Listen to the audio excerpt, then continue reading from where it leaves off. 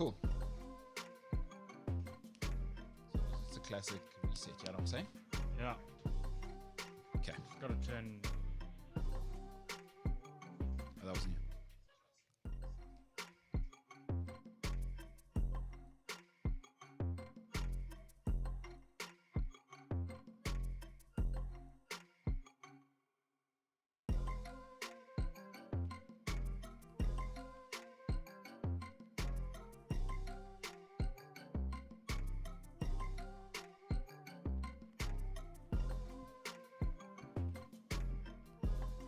The MKT Show.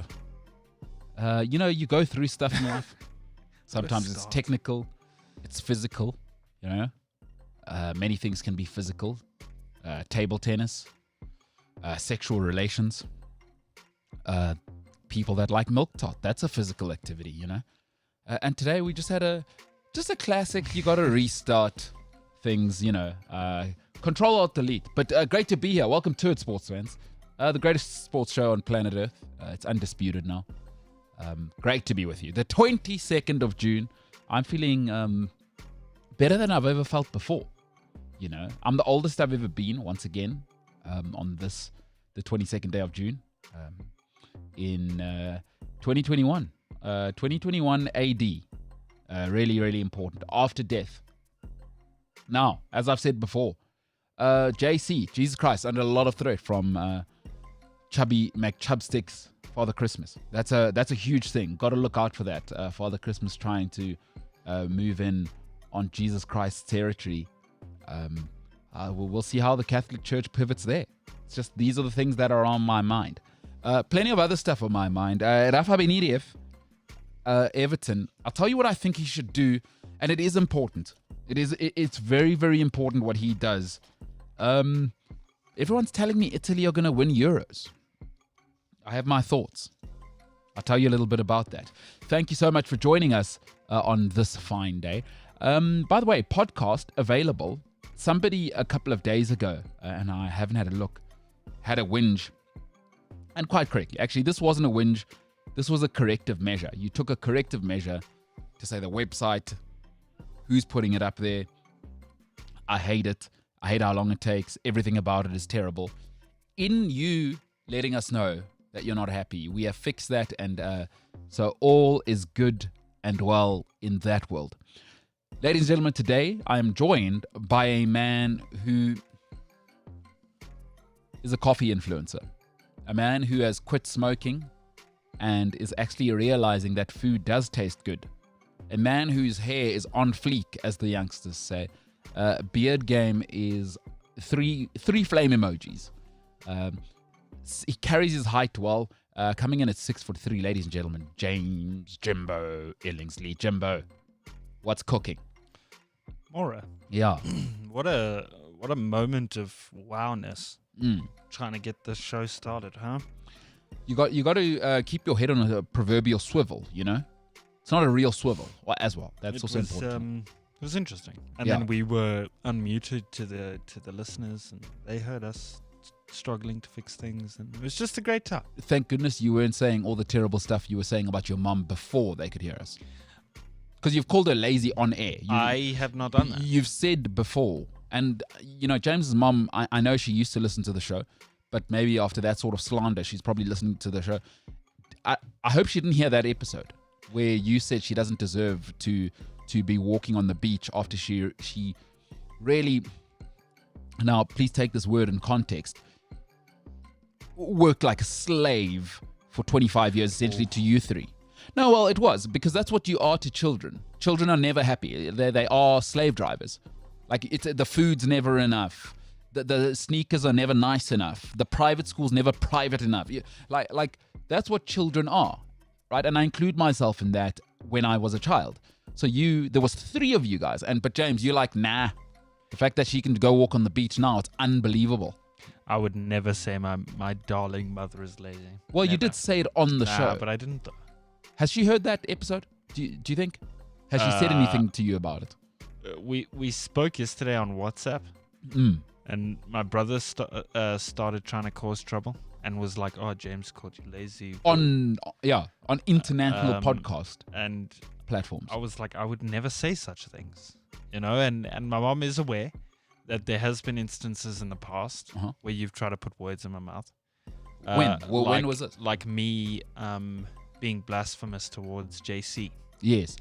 A while back. I can't remember what I had apparently said. Yeah. But there was a whole thing for like a week about how I was blasphemous, which was all also incorrect. Okay. So yeah, we know there's a history here of you putting words in my mouth. And you know what?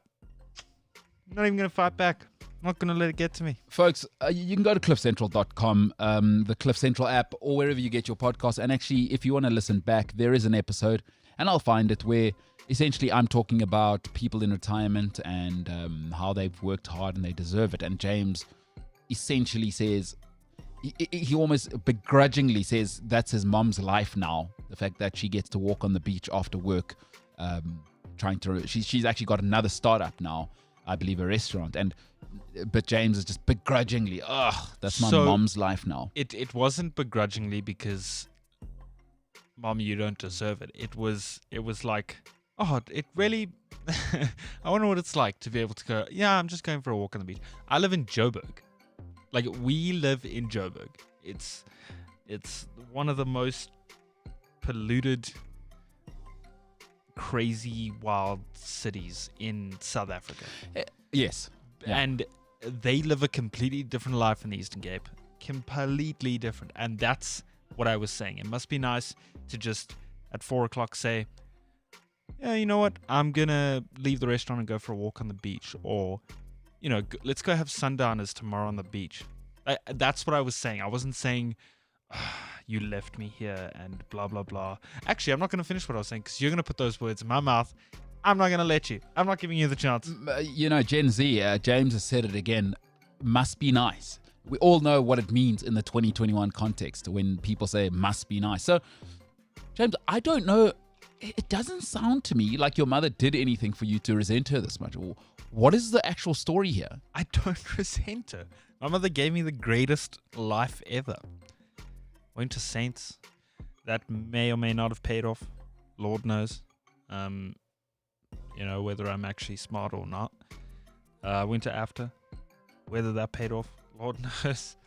But still, my mother gave me an incredible life. Do they not teach gratitude at Saints? Because what is the motto there? One and all or whatever? Honor God, honor others, honor self. You know, honor others. You may be missing that one out. No, but I'm not. But by saying my mom worked her whole life, she's on the beach, must be nice. These are the words you're putting in my mouth. Okay, so what are you saying about the fact that your mom, she's not even retired, she's still working, by the way?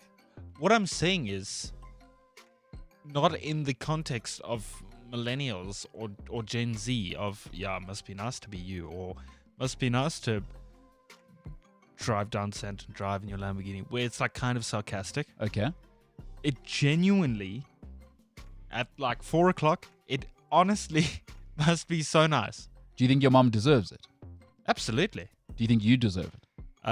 Absolutely not. I'll answer that one for you. You've done nothing. I was about to answer that question. Absolutely not. You don't deserve a thing because you haven't even gotten started in this world. You haven't contributed to this world 1% of what your mother's contributed. So let's just get that very clear before you slander her.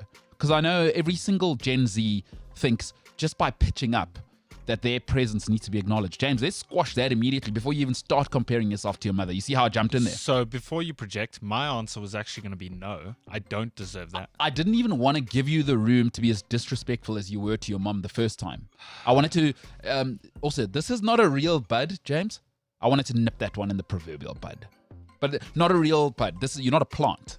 Do you know what I mean? Because you were quite confused yesterday. We had the classic dilemma where... somebody said, throw the baby out with the bathwater.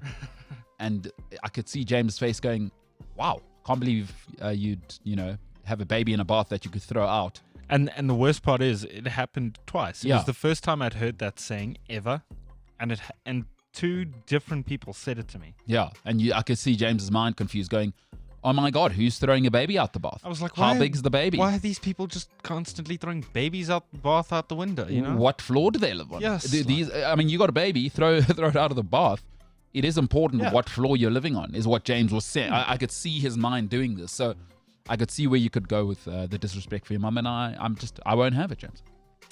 I mean, look, the way I was raised, my mom wouldn't have disrespect either. Hence, me not being disrespectful towards her. All right. Okay, good to have you here, James. Good to be here. Good to have you here. How's the whole not smoking thing going? You want to maybe talk us through day 3? Friday, Saturday, Sunday, Monday, day 5. Mm-hmm. Wow, it's been 5 days, huh? Sure. Okay. Yeah. I read something this morning about like this happens in the first 48 hours and that happens in the first 3 days and that kind of stuff. Yeah. So I read this thing this morning. Barrett had sent it to me. Who's Barrett, by the way? Barrett. Like not everybody knows who Barrett is. You got to remember, there's people listening around the world. It's important to give people So context. Barrett is someone that works here at Cliff Central. Works with us, yeah. And he had sent me a thing this morning about the effects of smoking on your body and what happens when you quit. Yeah. Excuse me, and I'm not gonna lie to you. This last weekend, it was a struggle. It was What was the struggle? not smoking because I was hanging out with friends. You know, when you're having a good time, and I'm not saying like I got hammered on Saturday. I'm just saying, like, I'm used to the whole setup of being with my friends, you know, having a cigarette, having a beer, like chilling. Like that in my mind is when we hang out, smoking's a part of that. And that didn't happen. Then Sunday happened and I had nothing to do the whole day. Except a bit of work. But still, like, there was that urge, like, I need to smoke. Like, so that happened. Yesterday felt kind of terrible. Like super anxious. Today I woke up feeling anxious, but then within the first like half an hour of my day, I was fine. I was like, this is what it's like to be a non-smoker. I like had energy.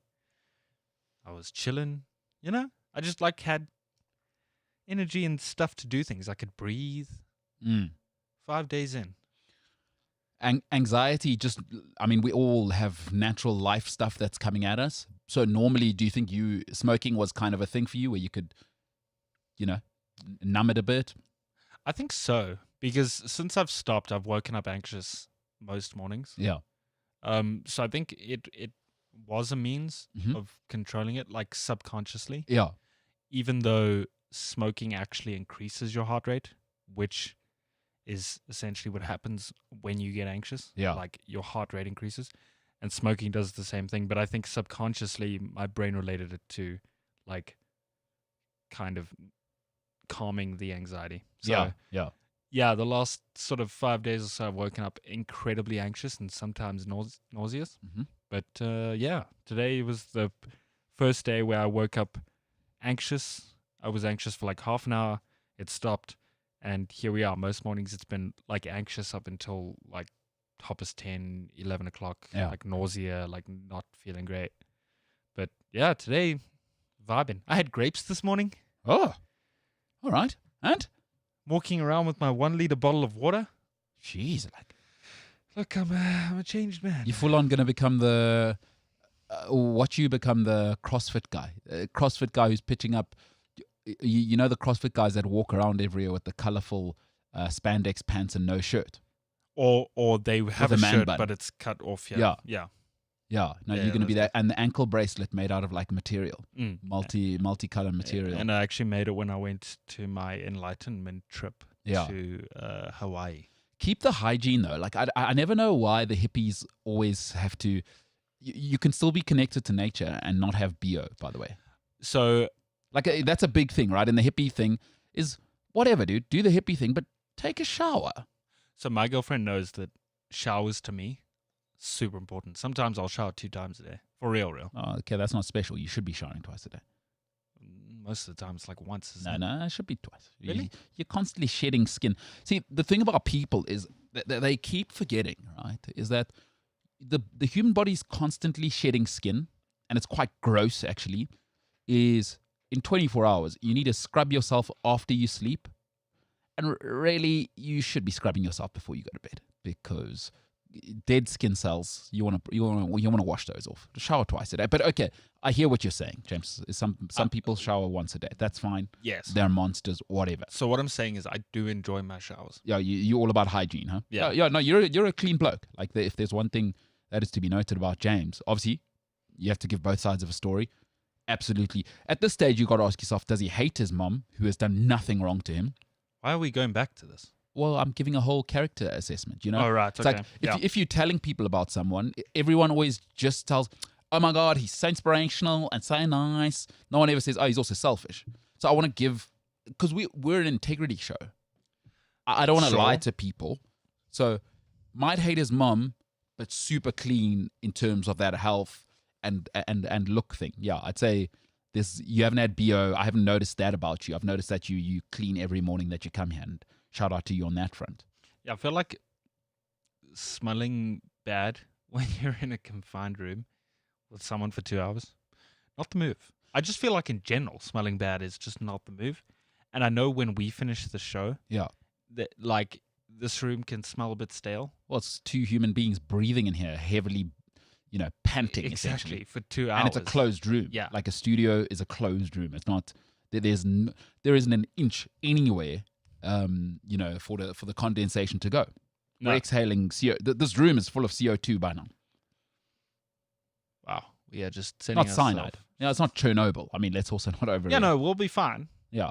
When it reaches 2 o'clock, we'll still be able to breathe and stuff. Yeah.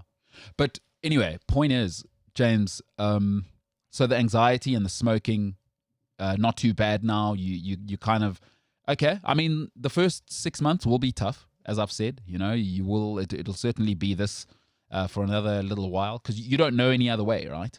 Like, you only know smoking for the last 5 years. That becomes a part of your behavior, becomes habit becomes character, right? And it's ingrained into your character almost that you're a smoker. You see yourself as a smoker. I smoke, like, stuff happens, I smoke. We all have coping mechanisms. So some people have a partner as a crutch. Some people have drinking as a crutch. Some people have food as a crutch. It's not. This is not a. Oh, I'm not going to come here and say I don't have vices. I have my vices. Mine is probably when I start to get anxious, I exercise. When I get anxious, I read. And I'm not generally predisposed to anxiety. But when I get frustrated, I read. I exercise. That's my, like, okay, you know what? Let me come back to this after I've done this, and it's not going to be any better when I get back, which is the same as smoking, whatever it is, right? Is somewhere deep down, that it's like, okay, this isn't going to be any better, but let me step away from it by doing something that, even if it doesn't make it better, if only for this moment, It's actually funny you say that. So, when... Sorry, I was reading one of the comments. When I was smoking, and when I was doing like freelance stuff and stuff for the old job, and everything was remote, and I was in my apartment before I even started here. I was working from my apartment at another company, and it's just interesting that I would become stressed about something that I'm editing, like specifically when it's design or editing related. When I become stressed or kind of run out of steam, I would step back and have a smoke, and like I wouldn't have any other ideas left, and that's why I've run out of steam for the graphic or for the video, for whatever it is. But I'd go outside and have a smoke, and then I'd come back after like 10-15 minutes, and I would look at the whole thing in a whole different mind, because I've given my brain a break just for that 10 minutes. Sure. And like, it's so weird how sometimes smoking kind of helped. Got you. But like is it the pros? the pros outweigh the cons, yes. And it is going to take 15 years for my body to be back to the level of a non-smoker. So there's that. I read that this morning. 15 years. To go back to what it was. Yeah. That means I'll be 39. 40? Mm-hmm. I'm bad at maths. Is it 40? I'm 24. It's 39. Yeah. 30. So only at 39 will you be. But listen, you know, if you for people out there who are interested in this, so it's a huge part of my life, kind of health. But I was chatting to my old lady, telling her about James's dilemma last night. We were just chatting about some other stuff, you know. So James, whenever I've got some decisions to make in my life right now, big decisions in a good way, and so I always go back to the old goose, you know. Yeah, you have to. Yeah, I do the same. They got I wisdom. think a lot of people do. Yeah, and some people aren't fortunate enough to have a mother or father, whoever it may be, that's a senior figure in your life. Who also, I'm big on wisdom, right? Again, there's a big difference to me between information and wisdom. Information, it's just it can be anything, right? Anything I didn't know is information. Wisdom is information that is useful. That's how I define it for my own life. So my old lady been pretty consistent with information that ultimately is objectively from her side. You don't accept everything. I mean, I'm not the smartest person, but I like to think I'm not an idiot. So anyway, chatting to her about James's dilemma, and we were kind of talking through it, and she was asking me about my times when I was enjoying the dop. You know what I mean, Jimbo? When you were attached to the bottle, huh? Yeah, a little bit of, you know what I mean? A little bit of ale. Never hurt anybody except me. But anyway, eventually I thought at the end, for me, is I like the best version of myself. And then early on, I started to think, you know, for the people I love that were there supporting me in those times, is I like to give them the best version of myself. And I've always thought the best version of myself is the healthiest version of me. Because I want my mom to have the best version of me, right? And selfishly, I always start with me. I want the best version of myself for myself. Like, I want to be as fit as I can be. Nobody's perfect. Could I be knocked over by a car? I might get cancer tomorrow, right? Like, life is a lottery. I want to take the chances, my chances. I'm going to try and eat as healthy as possible and be as healthy as possible to give myself the best chance to avoid all of those things, right? No, nothing's perfect. Yes, I could. I mean, I know a lot of people argue, yeah, you're going to get cancer tomorrow anyway. Okay, it's a weird way to look at it. It's like, yeah, life is a game of probabilities, but okay, whatever. I'm not going to tell you what to do. And I was just saying, for me, I think I would be happiest for your family moving forward if I hope this is a lifetime thing, because, again, I'm not a doctor. It's just through my life experience that the best version of me is the healthiest version of me, and I want to give that to my loved ones. Forget the rest of the world. The rest of you can go to hell. Just my inner circle is, I want to give myself, number one, the best version of myself, right? And then secondary, I want to give my mom, my sister, my close friends the best version of me. And who knows? Maybe you'll get there as well. I hope you get there, because right now you're still dealing with anxiety, and you can't really get too philosophical about it. But there's such a I think there's such a gold mine at the end of it for you and your loved ones when you are able to give your absolute best version of yourself to them.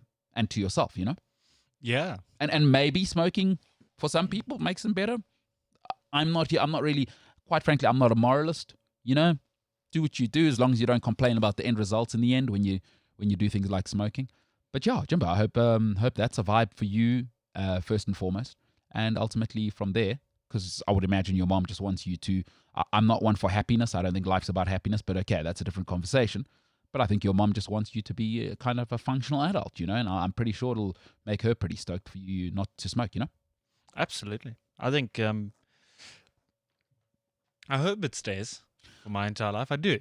Yeah, likewise. And I said, I'm big on people respond to incentives. So what did I say before the show, Jimbo, which was quite a good thing for you? Remember the conversation we had that I said you'd be pretty glad about one thing? Wait. You said it was tiny. Oh.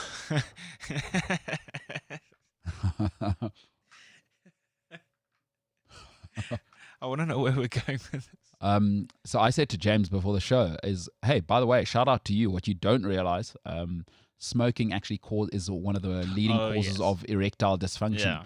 And I said to him, Jimbo, good for you, bro. Good for you, pal. You're reducing your chance of erectile dysfunction. So that's a pretty good incentive. I'd like to think, unless you've never actually used the old Tommy downstairs. Pretty good incentive. Erectile dysfunction. Trying to avoid that. Doing everything to avoid erectile dysfunction. Definitely a good thing for you. So think about just yourself now. Screw everyone else, and that's how you live anyway, James. Because you've said basically screw your mum before. Oh my gosh. Just think about that. Erectile dysfunction, not a cool vibe. Ladies Probably don't not. dig it. Guys don't dig it. Whichever way you swing, erectile dysfunction, not a vibe. I wouldn't think it is, but so does that blue tablet help with erectile dysfunction or not so much? No, it actually does not help. It's a big myth that it does. The dysfunction is going to be there whether you like it or not. And the blue pill is meant to actually accentuate things. If you got erectile dysfunction, soz. Sorry, Brie. Sorry, but yeah. Damn. Good thing I'm a non-smoker now. So. Yeah. Don't worry about it. Look, here we are. Huh? Hey, listen. What do they say? Trim the bushes to make the tree stand taller. You know, you also got to do that down there. Sure. Yeah. What? Manscaping. Yeah. What's it? Mow the lawn so that the yard looks bigger. Yeah. Yeah. That's what they say. You got to manscape. Yeah. I'm pretty sure we have relatives that watch or listen to the show. So me specifically, I'm choosing my words carefully. You probably not. No, my mom does listen to the show every day. She has no clue what's happening with sport, but she does listen to the show every single day. That you trim your hedges and my mom and I are very open, James. You must remember I'm old, and my mom is uber open about life in general. She's spoken to, literally been in rooms with despots, people that have overseen genocides, right down to crackheads. So there's very little that's going to shock my mother. She has worked in war zones for 25 years of her life. So we are wide open on that. Be a grown up.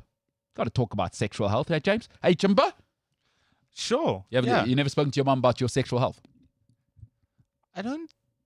We did have a conversation. Wait, I got to think about it. No, we did have a conversation once. Really? We did, yeah. I can't. No, it's not particulars. No, please don't. It's just. But we did have a conversation once. I do remember it. Hey, James, you getting on now? You're 24. Is your mum putting some pressure on you to maybe bring home a wife? I'm getting old, huh? Yeah, 25. I mean, after 25, you're a bully by then. So your mum putting that pressure on? Because you know how mums are as well. They want to be grannies before it's like late. You know what I mean? I think so. My mom and my family in general, or my immediate family, are very sort of open, and they've always said to us, like, we don't care if you come home and say, hey mom, here's my wife, his name is Jack. Yeah. They've always been super open with like how we want to live our lives or who we want to bring home or whatever. She hasn't said much about the grandchildren, but I also don't think she would be the person to say much. Like, okay, guys, come on. When are you like? I don't think she would be that person. Does she drop hints though? Like, no. Have you ever been out somewhere and like maybe friends of yours maybe have had their first kid, and you know what I mean? Sometimes you hang out with other families, yeah, and then people her age. Oh, look at that. So and so has she done the? Oh, have you heard Michael Bronson's just got married? No, like that, actually. right? No, not yet. Eh? No. All right. I've been at brides and stuff. Where people have asked me if when I'm putting a ring on it, I'm like, guys, I'm 24. Like, I honestly am in no rush. Like, my brother's engaged. That's great. Yeah, but he's a grown up, unlike you. Well, he's only 3 years older than me. Yeah, no, he's 27, but also masters. You know what I mean? He's a grown up. Yeah, but the point point is, is, go to AFTA and drink. I'm taking my life. I'm not getting engaged at the age of 24. Yeah. Not 25. Maybe I think the earliest would probably be maybe like 27, 28, because I want to have like my life sorted, like financially, like where I am work wise. Yeah. You know, I want to have that sorted. Yeah. Like, we don't know where the show is going to go. Yeah. Whether it's going to skyrocket and we're going to end up in doing the show from New York or whatever. 100%. You know. Yeah. So yeah, I'm just letting things play out. One day at a time. I mean, one big life event at a time. Yeah. You just quit smoking, bro. Look, yeah, one at a time. Now we've got to manage anxiety, Yeah. and then we'll move on to maybe be planning the rest of my life. James, your hair looks unbelievable, bro. Does it? Yeah, I've been thinking it. I thought this is what your whole life needs to be. I need to see it. Yeah, dude, having cut it. Oh, no, it doesn't look. No, it looks. It's like sitting all over. Yeah, What but do you mean? it looks. You know what? It looks put together, It does. which is good because you got a handsome face. But last week you had disgusting hair, so you were just killing it. You know what I mean? It was like putting normal petrol in a F1 car. You know what I mean? Yeah. Yeah, sure, you weren't. sure. I hate it when I put normal petrol in my F1 car. It's a metaphor. So relatable. Yeah. Anyway, whatever. You live in the slums of Foyce. Probably don't see any nice cars there. Public service announcement. I do not live in Fourways. Whatever. You live in the slums. I mean, have load shedding and things like that. Let's move on from this. Jimbo, good Yes. stuff, pal. Listen, lots of Euro stuff happening. To be honest with you, I don't care about these last games anymore. No. Let's just get to the last 16, right? Everyone's basically in anyway. Like, what are we doing? So far, and I have been keeping an eye on it. But by the way, if you are with us on YouTube, please click like on the content. If you hate this video, if you hate the video, by the way, after leave a comment, because as long as you engage, you know. Yeah, just tell us you hate it. Yeah, so that we like, know. dislike is fine. Either one's cool. Exactly. Like it's just about engagement and getting in the mix. So yesterday, Jimbo, I wanted to tell you something. Yeah. I had a bit of a mare at home. You had a lamb? It's good what you've done there. Nailed it, huh? Oh, a bit of a nightmare. When I got home, Yes. I thought I'd turned on the underfloor heating, Lol. and about an hour and a half later, my feet are still cold. Oh, no. Turns out I haven't turned on the underfloor heating. Ah, damn it. Hey? No. Oh, it's... You think to yourself, No. what is it in this world that a man like me deserves that? I've just survived COVID, and I forgot to turn the underfloor heating when I That got is horrendous. Yeah, I'm How telling you. did you manage last night? home. Not easy. All right, you want to tell me what's going on in the last 13 before I get into Rafa Benitez? What is going on in the final 16? What are the fixtures looking like? Tell me what's set. So, thus far, Uh-huh. we have Wales versus Denmark on the 26th of June. This is for the round of 16, just Cool. easy dubs. Wales, Denmark. Then at Wembley Stadium on the 26th of June, we have Italy, Austria. So those two games are on the same day. Sunday, 27 June at the Puskás Arena. The Netherlands are taking That's on... in Hungary. They don't want any gays there. It's true. And they also don't want it in Germany. But I'll get to that in social media with James. I'll explain. Anyway, Sunday, 27 June, Puskás Arena.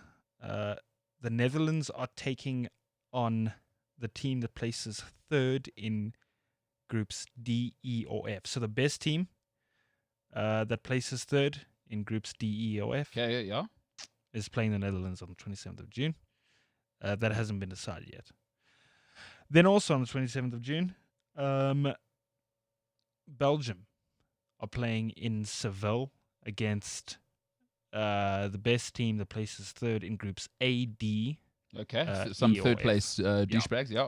What else? The rest of the round of 16 fixtures have not been decided. I think they will be finalized that'll be tonight games today. because I think Spain plays tonight or tomorrow. England plays tonight. No, Spain's tomorrow. England's tonight. So is Scotland.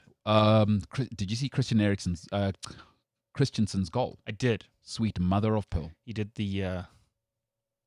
It's for my boy. Yeah. Shout out to him. But geez, like. He did the Anyway, thing. Champions League champion. You're gonna expect that from the guy. Wales, Denmark. Your thoughts? Immediate thoughts when I say those two names. I think Denmark.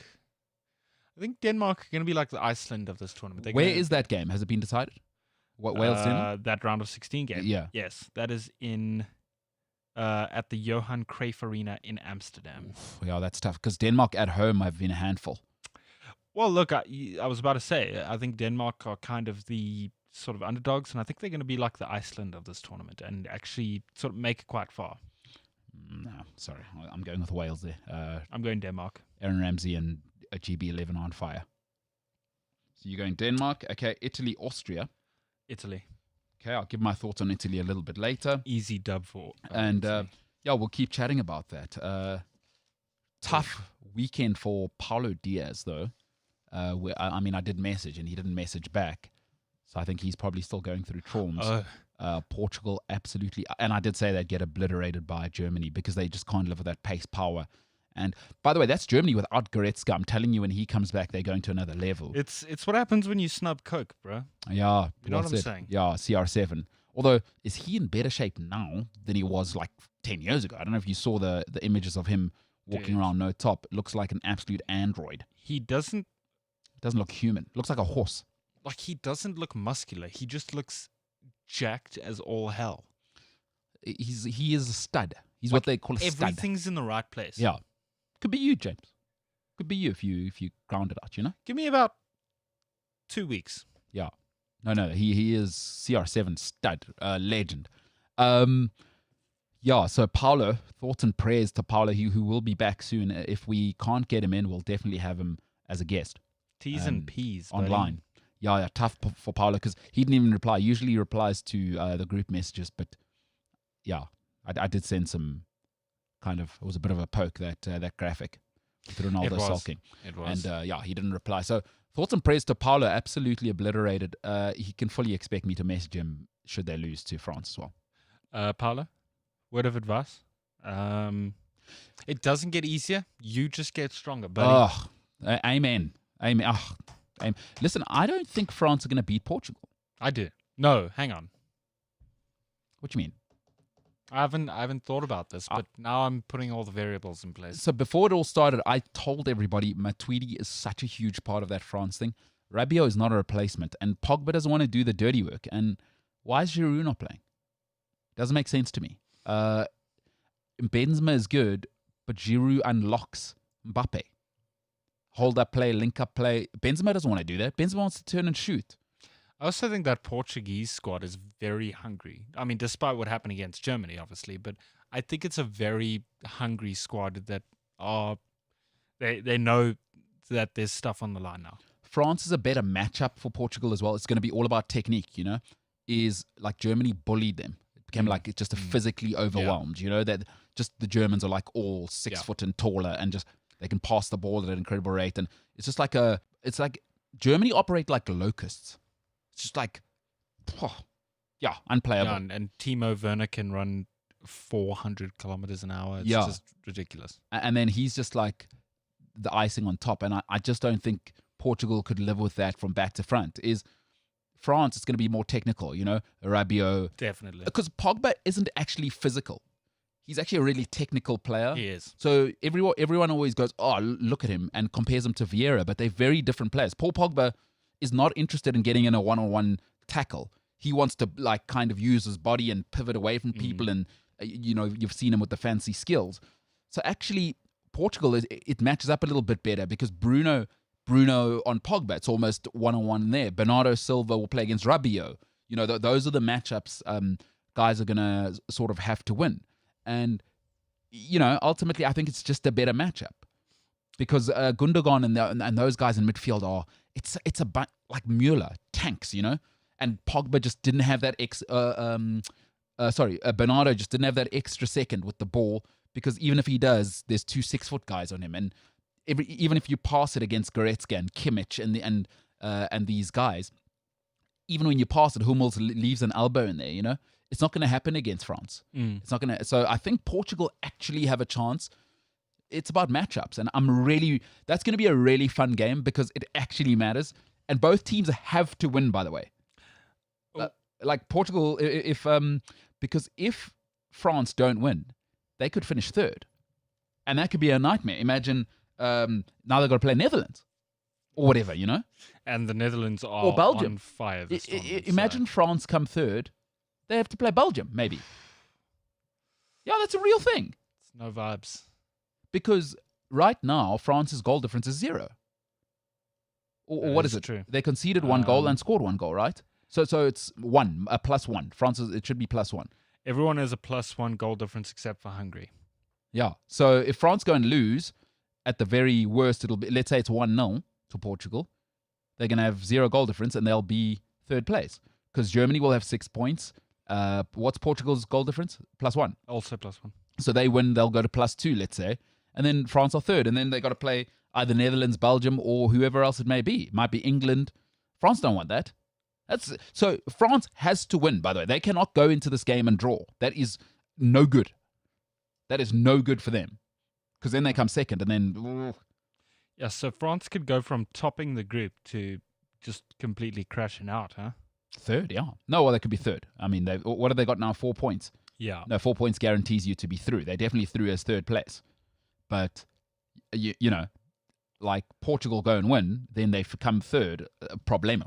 Which is problema. You know what I mean? I'm very excited. Tomorrow night, 9 o'clock. 9 o'clock tomorrow. Great game. All right, let's get into it, Jimbo.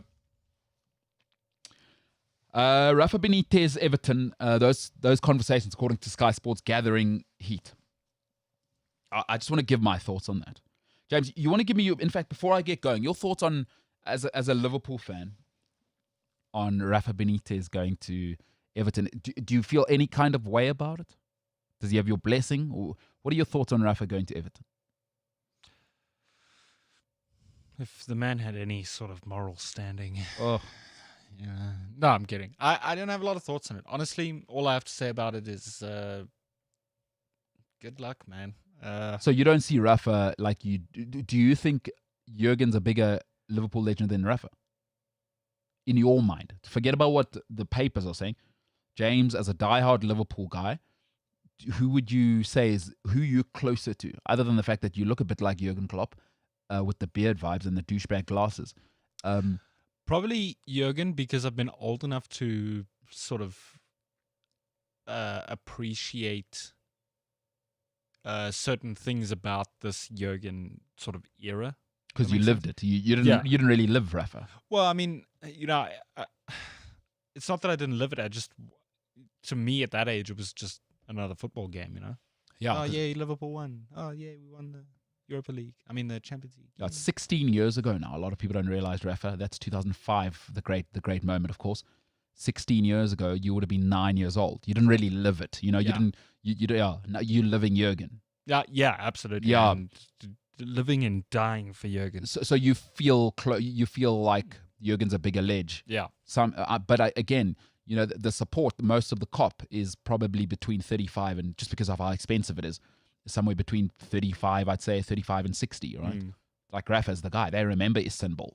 They remember that fake treble. They remember Fernando Torres. They remember going from nothing to winning the Champions League. You know what I mean? Yeah.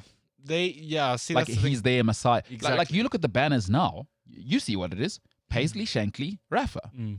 Houllier, every now and then they got Gerrard, but it's a tiny one and it's generally not on the COP. When you look at the COP, Jurgen's not really there. I mean, it's been a while, but I don't really remember seeing like a Jurgen proper one. There's one or two, but there's none of those ones that they float across the entire... Yeah, it's always Rafa, right? Yeah. Rafa, Paisley, or Shankly. Yeah. And because Jurgen's not in the hearts of those guys, like more your age. So, yeah, it's a situation. But let me tell you about Rafa, and we'll come back to James's feelings. Maybe he's still processing.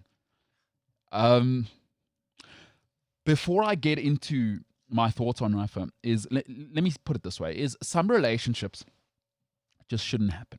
Right? Because real life is not the movies.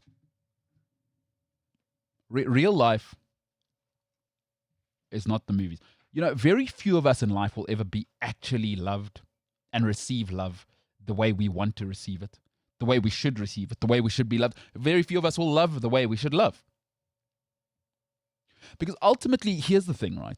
Money, glory, power is ultimately not everything. It's important. All of those things are important. I'm not saying they're not important. But money, glory, power, that is not as sweet as being loved. I don't care who you are, where you are. There's a reason why billionaire CEOs cheat. Because ultimately, you got to be loved. Love is the sweetest one. Where when people love you, so if you can be successful, powerful, wealthy, and loved, it's a game changer. When you can have love, it's the sweetest one of them all. Money, glory, power, very nice. Without love, though, people do crazy things. And here's the interesting thing for me, right? Is once you've hurt somebody you love, it's never the same again. And it's very unique because you'll only really, properly love somebody in a romantic relationship 1 or 2 in a lifetime. It's very tough to love 4 people in a lifetime, if you're being honest. Right? If you're being honest, I don't mean I like how you love your car. I mean, actually see somebody as a human being, and whatever they may do, they are always good enough. It's almost impossible to maintain that. But once you hurt somebody you love, you are never the same, and the relationship is never the same, and they will never be the same again. Never again. Never again. I don't care how much people tell you, oh, we're mature, we've moved on. What's the one when guys feel hurt and they just want to get over it, they don't want to talk about the emotions? It was amicable. It was amicable. The breakup was amicable. We both decided. Rubbish. It's okay to hurt. Once you hurt somebody you love, it is never the same again. Listen, 5 times. We did it 5 times. We did it 5 times. We did it 5 times. We did it 5 times. We did it 5 times in Istanbul, the great song goes. Folks, the COP is a very, very special place. I'm lucky enough to have been in the COP a couple of times. It is a very, very, very special spiritual place. It's a very special place. It is one of the hallowed grounds within sport. When they love you, it is like nothing else. But like I've told you, once you hurt somebody you love, it's never the same again. The COP is special, right? Because actually what the thing about Rafa Benitez is, he doesn't need power. He doesn't need money. And I don't know if he has that kind of love even from Valencia. And what you must remember is Rafa Benitez played for Madrid. He's a Real Madrid guy. So Valencia, he was there kind of just doing a job. And yes, he's legendary there, but it's not quite the same. The COP has his banners. The COP love him. You hear them every now and then singing Rafa Benitez's name in 2021. And that happened 16 years ago. That's not a normal relationship. What person do you know who gets divorced from somebody, right, 15 years ago, and they'll post on Instagram or social media what a wonderful father they are to their second family? Nobody. It's impossible. You don't see that. The COP still sings Rafa's name. Listen, Rafa has nothing to prove to anybody. You went to Valencia and you broke the stranglehold of the big 2. You came to Liverpool that were a dead club from after Kenny Dalglish, right? And in 2005, you did the impossible against the greatest European dynasty of the noughties. Cafu, Stam, Maldini, Nesta, Crespo, Shevchenko, Seedorf, Ambrosini. You're 3-0 down. And one of the greatest sporting turnarounds in the history of mankind. Titles at Valencia. You went to Newcastle, you did an unbelievable job. Rafa's shown that he can do it everywhere. The criticism that Pep gets, Rafa's won titles at Valencia. He's won the Champions League at Liverpool. When Liverpool were awful, by the way, we're a top 8 club. He went to Newcastle. Newcastle, we've seen what they are, and was incredible at Newcastle. He has nothing left to prove. He's got lots of money. He went to China. He went to Real Madrid. He's had his payoff from Chelsea. Rafa has nothing left to prove. It's important to be loved. And also it's important in life to be selfish. I know we are raised in a Judeo-Christian society where everything is about, can you be a good person? What do other people think of you? What about some efficacy? What about you as a person? Rafa Benitez will never go anywhere where he's loved like the COP. There's no upside at Everton for Rafa. He doesn't need the money, right? He doesn't need the headache. And quite frankly, folks, you don't sleep with your wife's sister. Don't do it. Might seem like a good idea. It might seem devilish. It's not just a job. Liverpool are unique. Liverpool Everton is blood deep. Now, there's lots of people in the real world who might say, oh, it's just sport. Well, go jump in a lake. To some of us, it's not. And if you've been to the Merseyside, believe you me, there are certain parts of town where you don't walk around with an Everton shirt. I'm not just saying that as myth. I'm telling you that's a real thing in 2021. I know it for a fact. That's a very, very unique divide. Why would Rafa Benitez want to throw away everything he's got? The Kop is special. Everton, name one part of Everton that's an upside. And that's not just it's a job. It's very different from Jose Mourinho coming to Manchester United. Jose Mourinho doesn't mean anything to Chelsea. He doesn't. They love Roman loves him, Chelsea love him, but they understand he's disposable. It's different at Liverpool. The Kop is different. Once you're in, you're in. And I've only ever seen this happen. Whenever you break somebody's heart who you love, you're out. You're not half in, half out. You're out. Trust me, those banners come down and it'll never be the same again. Listen, the museums and all that stuff, that's cool. Money, power, glory, that's all cool. But when the banners come down, the great Eric Cantona said his greatest fear is when the fans in the Stretford End stop singing his name. And I know that will matter to Rafa. If he goes to Everton, that's all over. It'll be an awful call by Rafa Benitez. I love Rafa. This would be terrible. Go to Tottenham. Go anywhere else. Not there. I promise you, wives will forgive almost anything. Husbands will forgive anything. But don't sleep with his brother. Don't sleep with her sister. People will forgive the most atrocious of crimes. You sleep with her friend, next door neighbor, whatever. Everyone's perfect. But ultimately, wives forgive. What they won't forgive is my sister. That's too... This is too far by Rafa. This is too far.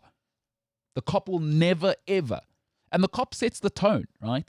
It sets the tone for the rest of the club. The museum will be great. Rafa can go and do speeches, but it'll never be the same. Because the Kop will take down the banners, and then it's all over. Don't do it. There's no upside going to Everton. Go to Spurs. Go anywhere else. Not there. Not there. There's a blood divide. Don't do it. And Rafa has nothing to prove. What does he have left to prove to anybody? He's one of the greatest managers in the history of football. That legacy is set. How much money do you need, pal? How much money does he need? Come on, Rafa. Do the right thing. Yo, Jimbo, there's no way. Do you know what? I just wouldn't want to see it for Rafa. I don't want to see it for... Because quite frankly, I can't stand the sight of Liverpool. I don't really care about them. But objectively speaking, other than my objective hate for Liverpool, is that it's a special sporting institution. Think of how few flags are up there. You don't really see, I never really see King Kenny stuff up there. Like Paisley, Shankly. I see that all the time. You never see, like Kenny's the best player they've ever had, right? You never really see Gerrard stuff up there. Think about it. When you think of those flags, very rarely do you see Kenny Dalglish, Souness. You know what I mean? Have you ever seen a Gerrard one? Steven Gerrard one. Yeah. But really, right? It's not like again, those ones you move across, it's always Paisley, Shankly, Rafa. Yeah, so Do you know what I'm saying? The sort of large ones that are always there are Rafa, Paisley, and Shankly. But every now and then there's the Steven Gerrard flag that they have, and then there's a Jurgen one also that I've seen. Yeah. But those ones that they float across the cup very rarely change. I think, and I was listening to what you said, I think sometimes in life, there's certain things you just don't do, right? Yeah. And there's exceptions in life. Yes. There are hard and fast things, but this has to be an exception. Steven Gerrard didn't go to Chelsea for a reason, right? Yeah. Steven Gerrard didn't leave Liverpool for a reason. You don't leave Manchester United and join Liverpool or vice versa, unless you're Michael Owen. And even the Michael Owen one, and I read an article where they were comparing, Michael Owen can show Rafa how to that was different. From early on, it was quite clear Michael Owen's into the money, the money, right? It's like, why did he go to Real Madrid? Yeah, that was weird. He had everything at Liverpool. Think of, he was the next Gerrard. He was the man at Liverpool. He could have had all the love, even with his injuries. He would have lived it, right? He was Liverpool Football Club's number 10, dude. But yeah, for a while, dude. no, they loved him, dude. And it's, again, that connection is impossible to replicate. Like, it's sweet. It's probably sweet for Frank Lampard that he went and killed it at Chelsea, and I know it's probably like a thing for him. But he would have done anything for that to be at West Ham. You know what I mean? Like, once you've got that direct access to your own people, it's very different. But Michael Owen showed you very quickly he's a flake. He's he's not into it. It wasn't even. You can lie to the media, you can lie to everyone else. When I think back to Michael Owen leaving, Liverpool, it wasn't even a thing because the fans were like, guy's a flake anyway. Because the community knows you. The community knows you. The reason why the Gerrard thing was such a big thing was that they know he's not a flake. Like, Gerrard's is all Liverpool all the time, and he's into the club. Mr. Liverpool himself, yeah. Michael Owen, we know, has always been into himself. I mean, you look at his stuff with the horses and some of the fallouts he's had. There's plenty of stuff that's come out where he's fallen out with people. And by the way, I'm cool with that. Like, be about your money, be about you. That's fine. I don't have a problem with that. But there's a reason why nobody cried. Is the community and the cop guys, by the way, know the players personally. Those the proper guys, they have direct access to the players. I mean, Steven Gerrard, the mafia, some of the naughty boys pitched up at his house with the Chelsea thing. So they know these players personally. In fact, they are closer to the players, probably some of them. Not probably. The real hardcore cop lads, they'll be closer to the players than agents. Like, they know because they grew up around him. They'll know his aunt, uncle. You know what I mean? They move in those circles. Liverpool is everything to them. So they are the guys, you know. And the players know, especially when you're Gerrard. You get the cop respect. It's important for the community as well. Also, because the guys who sit there, it's all, like, Gerrard's about the community as well. Yes. You know, he's like Mr. Liverpool. Huge. He knows those guys can make good and bad things happen in the community. It's not about the police. Those guys run the community, you know. So you got to keep it sweet with them. Make sweet as you Gerrard also, and it's an awesome thing about Stevie G is he understood that he transcended just football because he could save lives by talking to the right people. That's my damn boy, dude. He's a guy. No, he's a G. No. But I mean, like you said, now that I think back to it, I wasn't of a sort of age to take in. Oh no, Michael Owen's moved to Real Madrid, and I'm a Liverpool fan. No, it wasn't a thing. But now that I think back about it, I don't recall much. Like, even at my young age, when the Steven Gerrard thing happened, I knew it was a thing. Guys were burning shirts. Yeah. Like, I saw the videos. There's the one very famous. I think it's his number 17 jersey that they burn in. That was his original. Yes. So, yeah, I mean, I remember that. But, like, the Michael Owen thing, I'm just like... It's not even a thing because he was a flake. Like, people know you, dude. Like, you're not in the community. You Michael Owen, go. You know. So I think, and also a good one is Robbie Fowler. Like, when he left, I mean, he had his stuff. It was a huge thing. Yeah. That Leeds move, it was they couldn't stand it. That different guy, not a flake. And by the way, Robbie, not a flake. So it's not the same with Rafa because, what he did for the club. Yeah, I think the reception that Rafa will receive from the cop now that I think he's chosen the wrong time. If he accepts the offer, I think he's chosen the wrong time to choose Everton as his next managerial job because now there's fans back in the stadium. I think that first trip to Anfield with Everton, I think there's going to be a little bit of unrest. And by a little, I mean a lottle. Yeah, a lottle of it. Also, for me, I'm not even thinking about reception. It's just, like, sometimes it's just about you. Like, I don't know what people's lives are like, but I know, like, 3 or 4 people on this planet actually love me. It's a sweet feeling. Like, I know it's pure, it's awesome. There's nothing in it for them. They just love me. like that'll never happen to Rafa anywhere else again. Like they love him. He is a walking god to them, right? How many things in all of our lives, how often will that happen? Where somebody thinks you can walk on water. It's almost impossible. And I'm 35, I'm yet to experience it beyond my 3 or 4 people that I'm telling you about. Is why would Rafa want to poison that with no upside? What is the upside for him in going to Everton? You lose that relationship. You're not going to win a league. You've already shown you can win leagues at Valencia. You've already won Champions League titles. What's the upside? You're going to ruin. It's like I always say to people, because I don't think the world's perfect. Like whatever. If you cheat on your wife, always cheat better. Always cheat better. She must be better looking, more powerful. Whatever that other woman is, must be equal or less than your wife. If you're going to cheat better. Oh, yeah, well, this guy's not going to Real Madrid. You know what I mean? And it just, I've got a problem when you're going to sacrifice a relationship for money.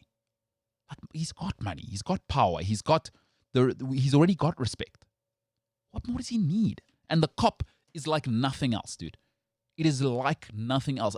In England, I think, man, you think Newcastle, you think Liverpool,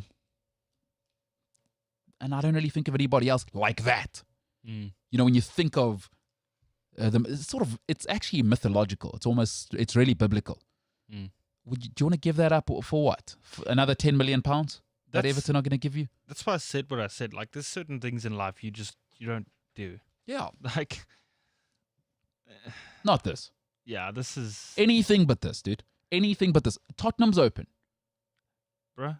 Napoli's open. Oh, he's done that. Been there, done that. Oh yeah, he has. Yeah. Huh? No. I don't. Anywhere. Maybe he could go to Man City. I know where he should go. You know where he should go is to manage the Spanish national team. There you go. That's a whole different mess. That's where he should. They're never going to score a goal against Spain, hey? What, like currently? Just terrible. Never. No. Just terrible. No, that would be like if they score a goal tomorrow night. How was that miss with Moreno? So missed the penalty and then Morata with the miss. Like, what? I don't want to talk about it. It hurts me too much. But I said this before. Why did you pick Pedri? Doesn't make sense. You can't leave a set. Like now, do you know what the problem for Spain is? Is they have no plan B. If only there was Marco Asensio who was available with pace and power as a replacement. If only. There's no creativity, so no one's going to pass any through balls, right? It's all tiki-taka. If only there was Isco to give you a killer pass option. No, they're not real people. If only there was Sergio Ramos for last-minute headers and inspiration. Nah, not real. No, not real. Not real. Get the hell out of here. Why? Why would they? Spain have no plan B. In both games, it's been tiki-taka to the death. And nothing else. And they got given a golden ticket to have a plan B, right? With their whole COVID outbreak. They had the opportunity to call up a second team to be like on standby. Yeah. That's your you've missed the deadline to call up the real squad, which was the end of whatever it was. May, I think. That was your deadline to call up your 26-man squad. Sick. You missed that deadline because you called up some terrible squad. And he only had 24 instead of 26. There you go, right? So then we're like, okay, cool. This is just kind of where we are now, right? COVID thing happened. You're like, he can't not call up. He just can't not. I cannot see him. Who else is he going to call up? He calls up these 18-year-old randoms that have played for Spain under 7. Dude, I'm triggered. You've triggered me, and I'm angry now. Yeah, you're getting heated. Dude, understandably. It's because and I saw a picture last night, right? That almost made me tear up, right? So it was the Spain squad at the 2016 Euros, right? Or was it 18? Anyway. When they won it? Yes. 12, so yes. 2012. 2012, sorry. Dude. No, you can't even. Don't even. It was an edited picture, right? Yeah. It had, like, David Villa. It had Sergio Busquets. Don't take your mind here. So it had all of them, right? Love how you say, "Don't take your mind here." But in their team photo before the game, they were edited into their sort of club colors or their club kit. Yeah. So David Villa was in his Barca kit, Yeah. and Busquets, Barca, and Sergio Ramos, Iker Casillas, David Villa, Sergio Busquets. Dude, just Gerard Piqué. I looked at this picture and I was like, and now what are we pitching at the Euro 2020? This is what we're pitching. 19-year-olds that can hopefully play against a German team that is insane. Okay, here's my thing. Okay, pick Pedri, whatever, right? Why don't you just have Asensio and Isco in the squad? Because you had 2 extra places. Have Ramos and Isco. Ramos and Asensio. Just now, that's not costing you anything more. No. It's you don't have to sacrifice the guys you've got. No. It's clearly Catalan bias. Yes. So what he's done is, because, geez, some of the hate he gets from Madrid, right? Because he moved from Real Madrid to Barcelona. It's been ugly. And it's still ugly. They cannot stand the sight of him at the Bernabeu, right? And what? Your personal vendetta now? Because there's a good chance Spain aren't making it through. By the way, they draw again. Spain are not going to be in the last 16. There's a good chance of that. Like, that could happen. Like, we thought England was just Oh, no. shambles. Oh, no. Spain, dude. Oh, no. Luis Enrique is the biggest shambles on earth. It's unbelievable. It all hurts so much, and it comes from a place of watching them win the World Cup in my own country, dude. Does Luis Enrique have the worst tattoo in the world on his arm there? I don't know if you've seen it. I want to see it now. It's one of the worst things in the world. Number one, I'm not big on tattoos at all, but we're like, whatever, I'm not like grumpy old man, get tattoos. But his one is like... Is it on his arm? Yeah, I know. It's like the ring on his arm. It's not good. There's very little that's good about Luis Enrique right now. And I think what happened was everybody got trapped in him getting MSN, right, as to finish things off. And he went and did the treble, I think, again. This ain't it. He's not. It's Spain. Hilarious. Hilarious. By the way, what's happening with Spain? Wait, hang on. No. You haven't seen it? Luis Enrique.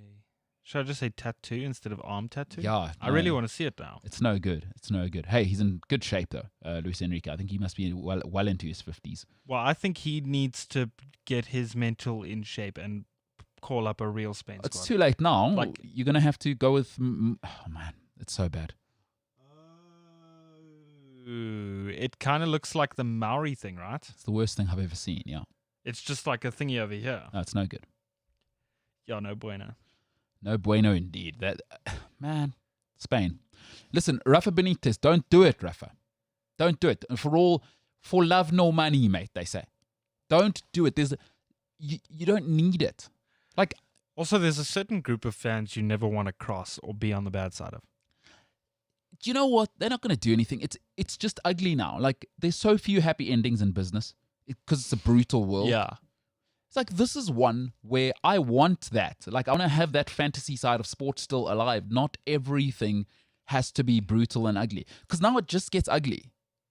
There's no upside for any of us. As football fans, whether you hate Liverpool or not, 2005 is such an awesome memory.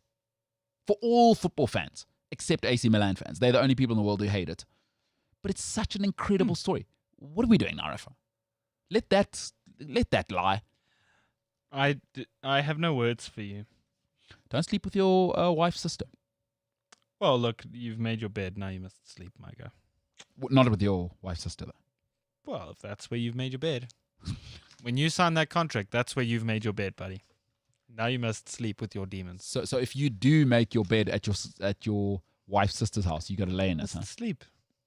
That's where you must sleep, bro. You must live with your consequences. Well said, James. Well said. It's too late. Rafa Benitez. There's a curfew at 12. You can't leave the house anyway. You have to sleep, bro. Hey, good point here that you're opening up. Has the curfew affected people having affairs? This Probably. is such a good point. Because curfew is now 10 o'clock. It's gone back to 10, yeah. Yeah. Ooh, that's time. Have people discussed that about people who are having affairs? How lockdowns affected their sort of movements? Because generally, if you're trying to move like that, people work until what, 5, 6, 7? Some people. That's a tight window. You got 2 hours now to go and shenanigate at her best friend's house, or if you're a lady at your boss's house or whoever you're sleeping with. I don't know who people have affairs with. I haven't had an affair yet. Well, if you live in like If you work in, let's say, like the Sandton CBD, there's about 28 hotels just on, is it Grayston Drive? Whatever, yeah. So for people who don't know, for our global listeners, the Sandton area is the most expensive square mile in Africa. So it is the business hub of Africa. No place in Africa does business, and the type of capital that moves through there is unprecedented by global standards. It is a real, they call it the New York of Africa, just so people know what Sandton is. Exactly. Yep. So if you work in Sandton, or near Sandton, yeah, all you do is make a call and say, "Hi, I'd like a room at the Radisson Blue for a night, please." All right, so that'll be $5,000. Way to call them out, chaps. At this hotel, yes, at any hotel, by the way. At Sun International or the Radisson Blue. Oh my God. So at any hotel, people have affairs in all sorts of places. Yeah. Yeah. Then you sort it, because you don't have to drive all the way out of Sandton to get to a house in Bryanston or Morningside or wherever. You can stay in Sandton, in the bubble. You don't have to waste time driving places. Yeah.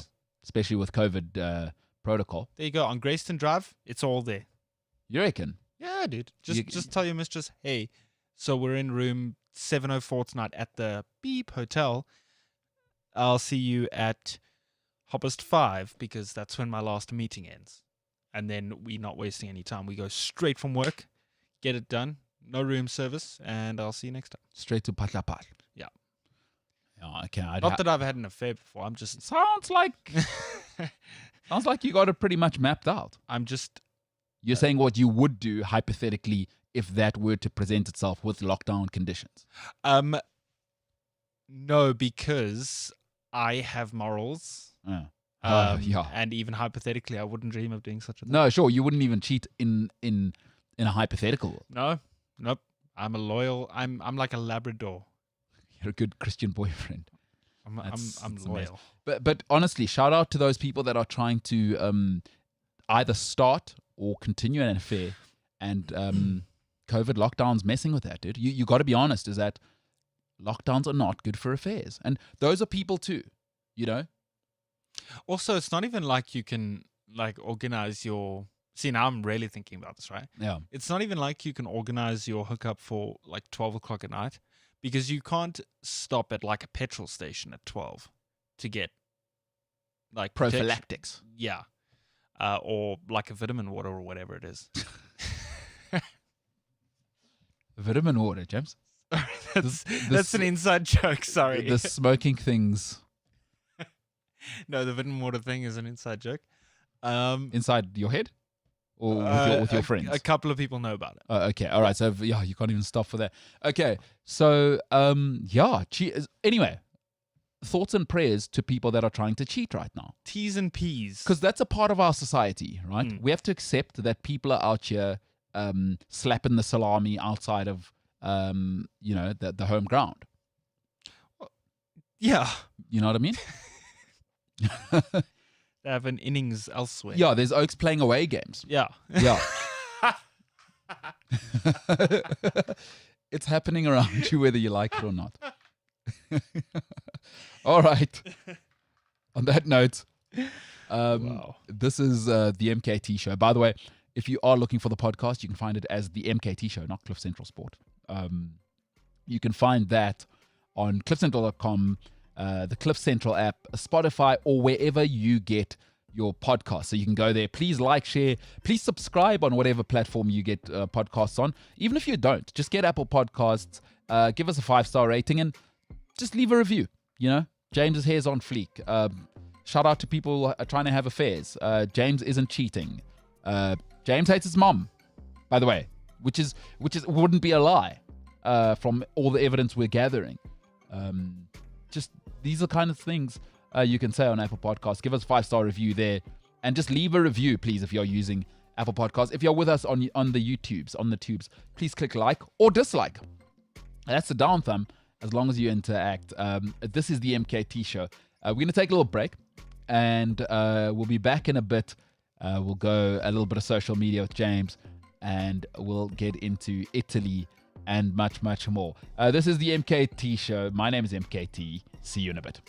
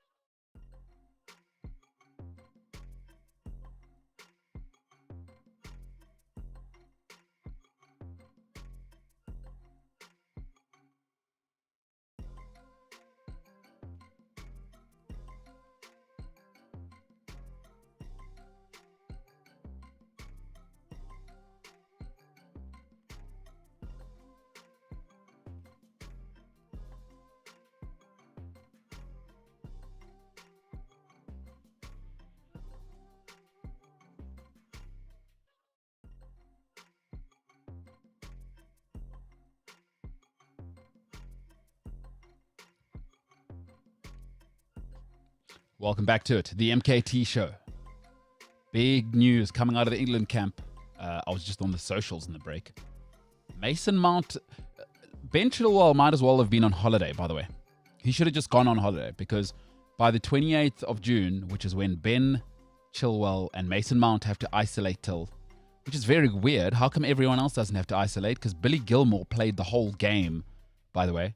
He has COVID. And what about Steve Clark literally was French kissing him at the end? Why doesn't he doesn't have to isolate, but Mason Mount and Ben Chilwell do? Weird. What, because they played against him in the game? What is going on there? I mean, go and look at the photos of Steve Clark is literally, like I say, making out with Gilmore after the game. And yeah, that is strange. That is some strange stuff that's going on there. Hey, gives Gareth Southgate the excuse, though. Doesn't have to play Chilwell. And Mason Mount, I mean, he hasn't used him correctly anyway. What it does do now is offer up the opportunity, though, is he has to play Grealish now, surely. And now, and sometimes it's good when life does this, is the decision's almost taken out of his hands. He has to play Grealish. There's no choice. He'll end up playing, I don't know, he'll probably end up playing another defensive mid. Bring Henderson back in. Play all three defensive mids. He'll find a way. He'll find a way. Unbelievable. All right. The MKT show's back. And ultimately, we are a sports show. And before this, we were talking about Euros, a little bit of this, a little bit of that. Jimbo, your general feeling so far, because we're about to get into the last 16. Tell me about your feels about Euros so far. Good, bad, wasting your time, worth staying up at night? I'm still waiting for that one game to electrify the Euros. I'm hoping it's soon. I think it'll get exciting. Round of 16 knockouts. You know, when things are on the line. Yeah. So far, kind of. Yeah, the Euros are on, but that's cool. Who's fighting in the MMA kind of thing, you know? Really? So you haven't got the full-on bug yet? Yeah, I watch at least a game a day. Like, when I get home, I usually watch the early game. Yeah. And then in the evenings, I've got other things going on. Yeah. Yeah, I'm not really I have to get home and watch the Czech versus, I don't know, Scotland game. It's just... Do you know what I think? They've got too many teams, dude. I've been thinking about it. 24 is too much. There's a lot going on. I'll tell you that much. Just why don't they just leave it at 16 teams? Because 16 stops the drivel we have now. It's like the Champions League, really.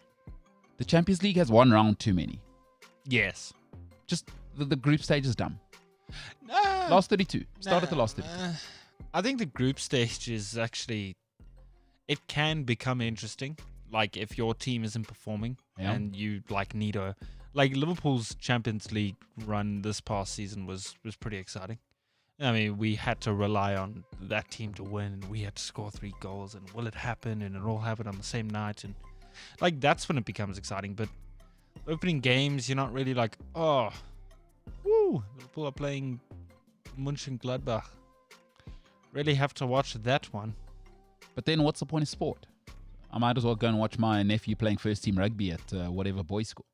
No, there's no tension. Because what it's about is about tension. If in sport, you need tension. All television shows, think of the great shows. Because sport is a television show, right? Is in every movie show you've ever enjoyed. It's about the tension between the good guy and the bad guy. And it must feel close, ooh, who's going to win? Not necessarily. I think it's more about what you're invested in and what you have on the line. What does North Macedonia playing Italy have for anyone in it? For North Macedonians... But they're not the market. Okay, so for Italians, probably not an awful lot either. Because... kind of in your mind, you're like, are we really going to lose to North Macedonia? No, it's a waste. Listen, again... Though it is about, all it's about is about more money, right? Yes. Let's be clear. UEFA, see, this is why, and I want to go back and say it again. People keep telling me the European Super League's a terrible idea. UEFA are doing exactly the same thing everywhere else. Because honestly, the World Cup has too many teams as well. 32 is too much. Cut the it to World 24. Cup can drag on a bit Although, sometimes. so why is it a continental tournament? Right? You must think of it this way. It's just Europe. No South America, right? No Australia, no Africa, no Asia. And that has only 8 less teams than the World Cup. It's too many. Mm. The Euros should be 16 teams. So because what we've watched now, I'm sorry, I don't want to watch. There's nothing for me in Poland, Belgium, whatever's been on, Like, what's in that for anyone other than UEFA needs the TV rights, and UEFA can essentially say, hey, we're spreading the money to everyone else, because everyone always says UEFA focuses too much on the big teams, which is what you should do anyway. So I've never understood that whole thing. I'm not one for inclusivity, though. I'm just like, if you're elite, be elite. If not, sorry. The hell out of you. It does excite me for social media with James. Okay. No, well, excellent. All right, let's talk a little bit of Italy, and then we'll finish off with the social media with James. By the way, shout out. Oh, by the way, if you are a Bulls rugby fan, it makes me delighted that you got absolutely mutilated on the weekend. But also, can people calm down, right? I'm seeing now, I read an article, you can't just think you're going to come to Europe from the Southern Hemisphere and be like, just stop. It was COVID. They weren't sure it was going to happen. Like, the Bulls weren't all there. Listen, you have an organized tournament against, take the superstar Europe. We're going to see it now, right, with the British Lions. Take all the best European players, and ultimately now it's full of South Africans and New Zealanders, so you might say it'll be a proper game. But over a season, the Bulls, the Crusaders, the Sharks are going to smash anybody in the Northern Hemisphere. Can we relax? The Bulls had a bad game. It wasn't ideal traveling conditions. They had to travel, quarantine, and it was an absolute nightmare for them to prep. No excuses. They lost, yes, but for God's sake, people telling me you can't get pompous as the Southern Hemisphere with rugby. Stop it. Northern Hemisphere rugby is a joke. They'd lose to Grey Blum's first team. Stop it. The Bulls lost, yes. I find it hilarious as a Lions fan, but stop. We still the breadbasket of rugby in the Southern Hemisphere. All right. Let's finish off on this. All right, Jimbo, don't need that music anymore. Italy, everybody's on Italy, right, in this Euros. And I was kind of thinking about it last night as I was watching, reading, obviously the most trusted thing on earth. It's called Twitter, with the most reasonable, open-minded people on earth. And everybody's on about Italy and Locatelli and this and that. And I'm thinking, what are these people talking about? Now, listen, is it 11 games? Italy haven't conceded a goal in, by the way. By the way, Roberto Mancini, let's just start off on that. That is a direct shot at Scott Parker. Because if you don't know, I'm all over Scott Parker's swag game, but Mancini, are you kidding me? Italian to the next level. His shirt, crisp, white. I'm pretty sure he changes it at halftime. Looks phenomenal. I'm pretty sure he's even dyed the front of his hair grey, so he's got the silver fox thing going. Pretty sure. Everything about Mancini, all swag, all the time, all Italian, all the time. Brilliant. But Italy, everybody's telling me they're going to win it. Listen, I went to a co-ed primary school, right? In South Africa, co-ed means it's boys and girls. Yeah, I was the guy. I was one of the 2-3 guys on the sports field. Then I went to high school, and I went to a boys' school. And I was the scum on the bubble gum beneath the shoes of everyone walking on the streets in terms of sport.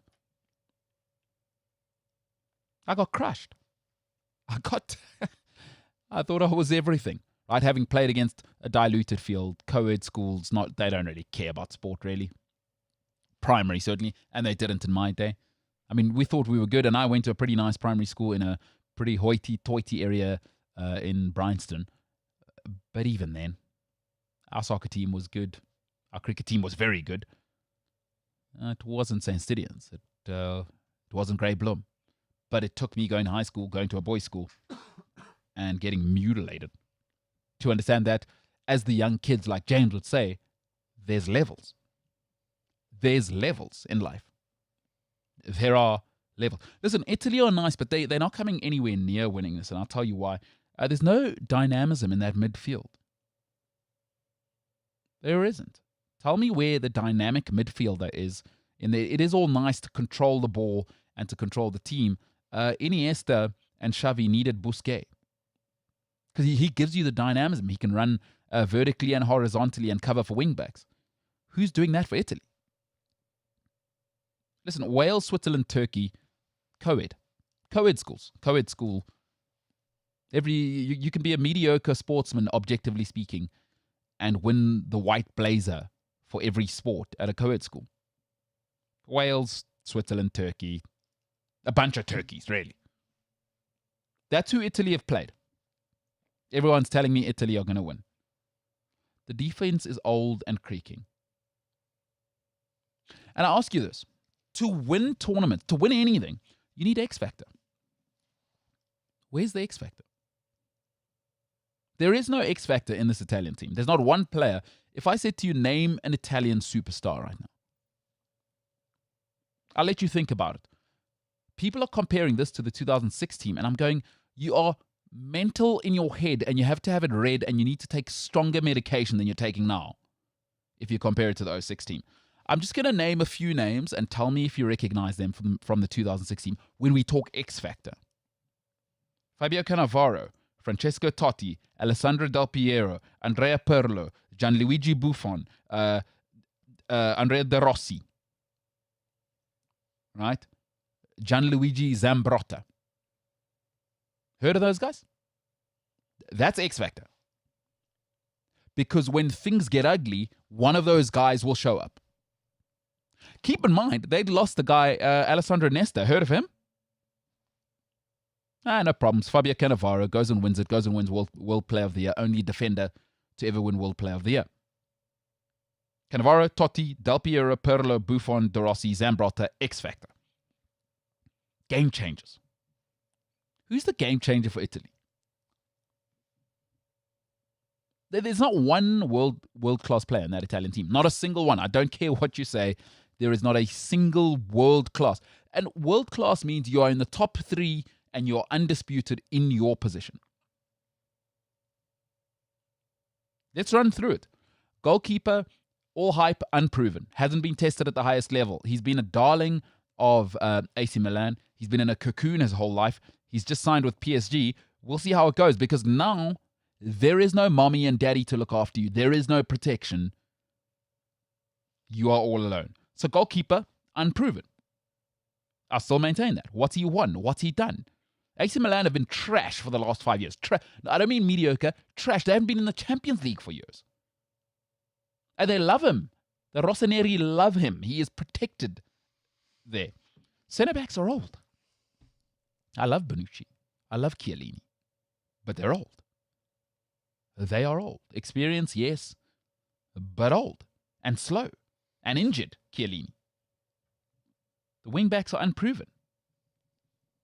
The central midfield lacks dynamism. I don't know what people love so much about Locatelli. I just don't see it. Great hair, maybe. Good flow. Nice left foot. Left-footed players often look classy. I mean, sometimes left-handed people making tea is a sight to behold. You barely see left-handed people in life. So it is like, oh, look at that. As soon as somebody's left-handed in cricket and rugby, the world goes nuts for whatever reason, right? They do things differently. It just looks, it's got a little extra je ne sais quoi. But I don't get the Locatelli thing. He can't run. He's essentially Jorginho with a left foot. So I'm not obsessed there. So the midfield's slow and the attack is okay. It's okay. Like, Insigne, is he the guy? Is that what you're telling me? Because I remember a time with Del Piero and Totti and Christian Vieri. I remember that. Roberto Baggio. I remember that. Belotti, is that the plan? Insigne, is that the plan? Is that the plan? Come on now. And their star player ultimately is the goalkeeper. Donnarumma is the star player. Anytime the goalkeeper, ask Man United fans, David De Gea won Player of the Season for 3 seasons in a row. When your goalkeeper's your star player, as the young kids say, you got problems. No R. You got problems. You got big time problems when your goalkeeper's your star player. Keeper as the star. I don't see what people are seeing with Italy. Solid, yes, certainly. But unproven at goalkeeper, untested at all, actually, because he's been in the womb at AC Milan. And AC Milan have been rubbish in the time he's been there, by the way. Stop comparing him to Buffon. Buffon was at a generational era Parma and Juventus from his teen years. So completely different levels.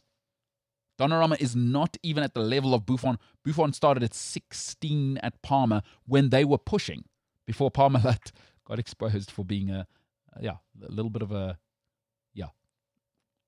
little bit of a pyramid scheme vibes going on there. But anyway, there's levels. There's levels, right? So the Buffon thing isn't an accurate comparison. It's a false comparison there. Even their starting points are very different. AC Milan have been a dumpster fire since Donnarumma's been there. So even his poor performances would have been overlooked as he's one of their own. I'm afraid you can't win with a goalkeeper as your star player, Jimbo. It just ain't going to happen for me. Your thoughts on Italy? I think you're wrong. I don't think you need absolute stars to win you a tournament. If you have quality and synergy, I think you're very capable of winning the Euros. Ryan Fuller says Portugal won the 2016 Euros with an average midfield and after finishing third in the group stage with 3 points. Defense wins you tournaments. I don't know if defense wins you tournaments, but I do believe that you don't need like 87 superstars in your squad to win you the Euros. Okay, so let's look at, because I like to look at not how I feel, I like to look at the data. Okay. So should we go, let's start modern day football. Okay. So we'll go from 1992 till now.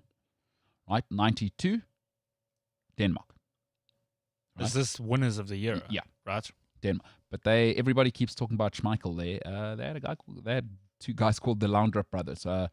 Michael Laudrup is one of the greatest footballers of all time. Not just Danish, or he's one of the best players to ever live. Like when you talk about Pelé, you talk about, because he's from Denmark, nobody ever talks about Laudrup.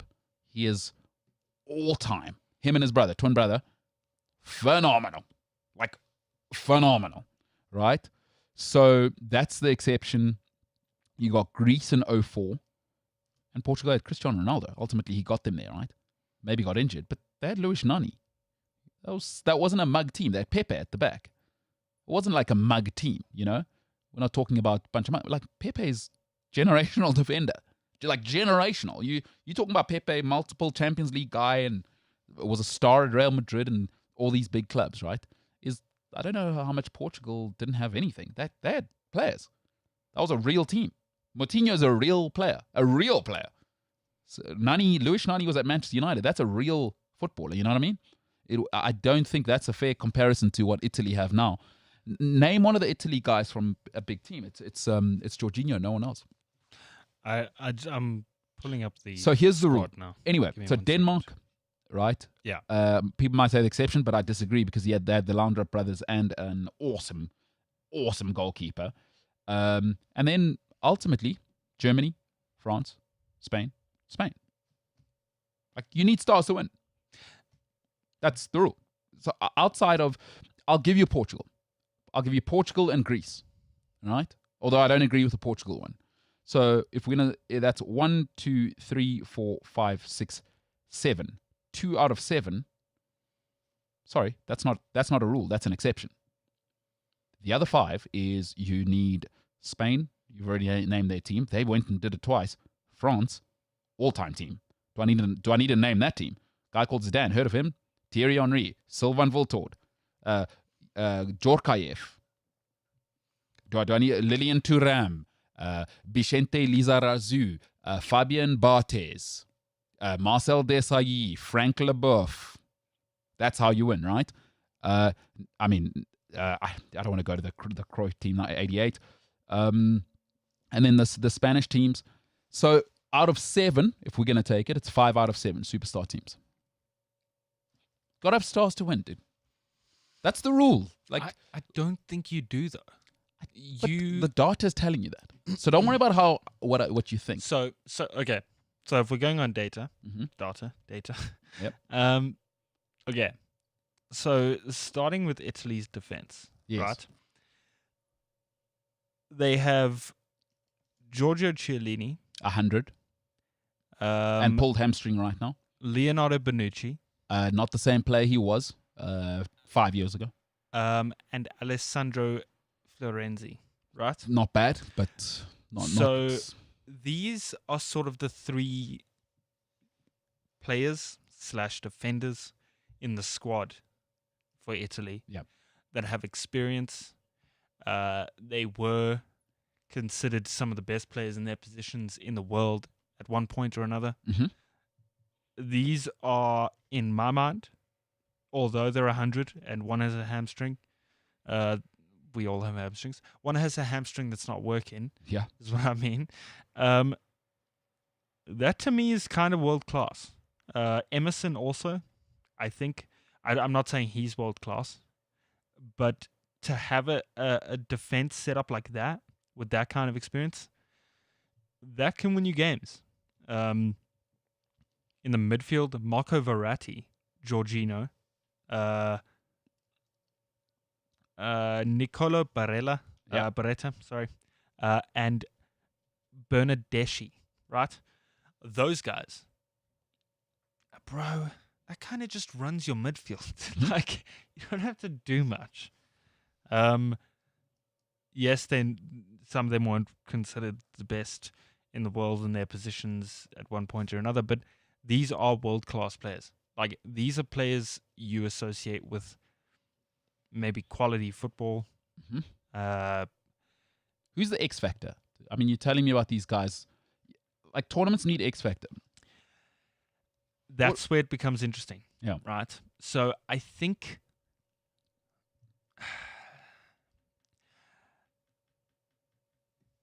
the Italian squad are capable of having multiple.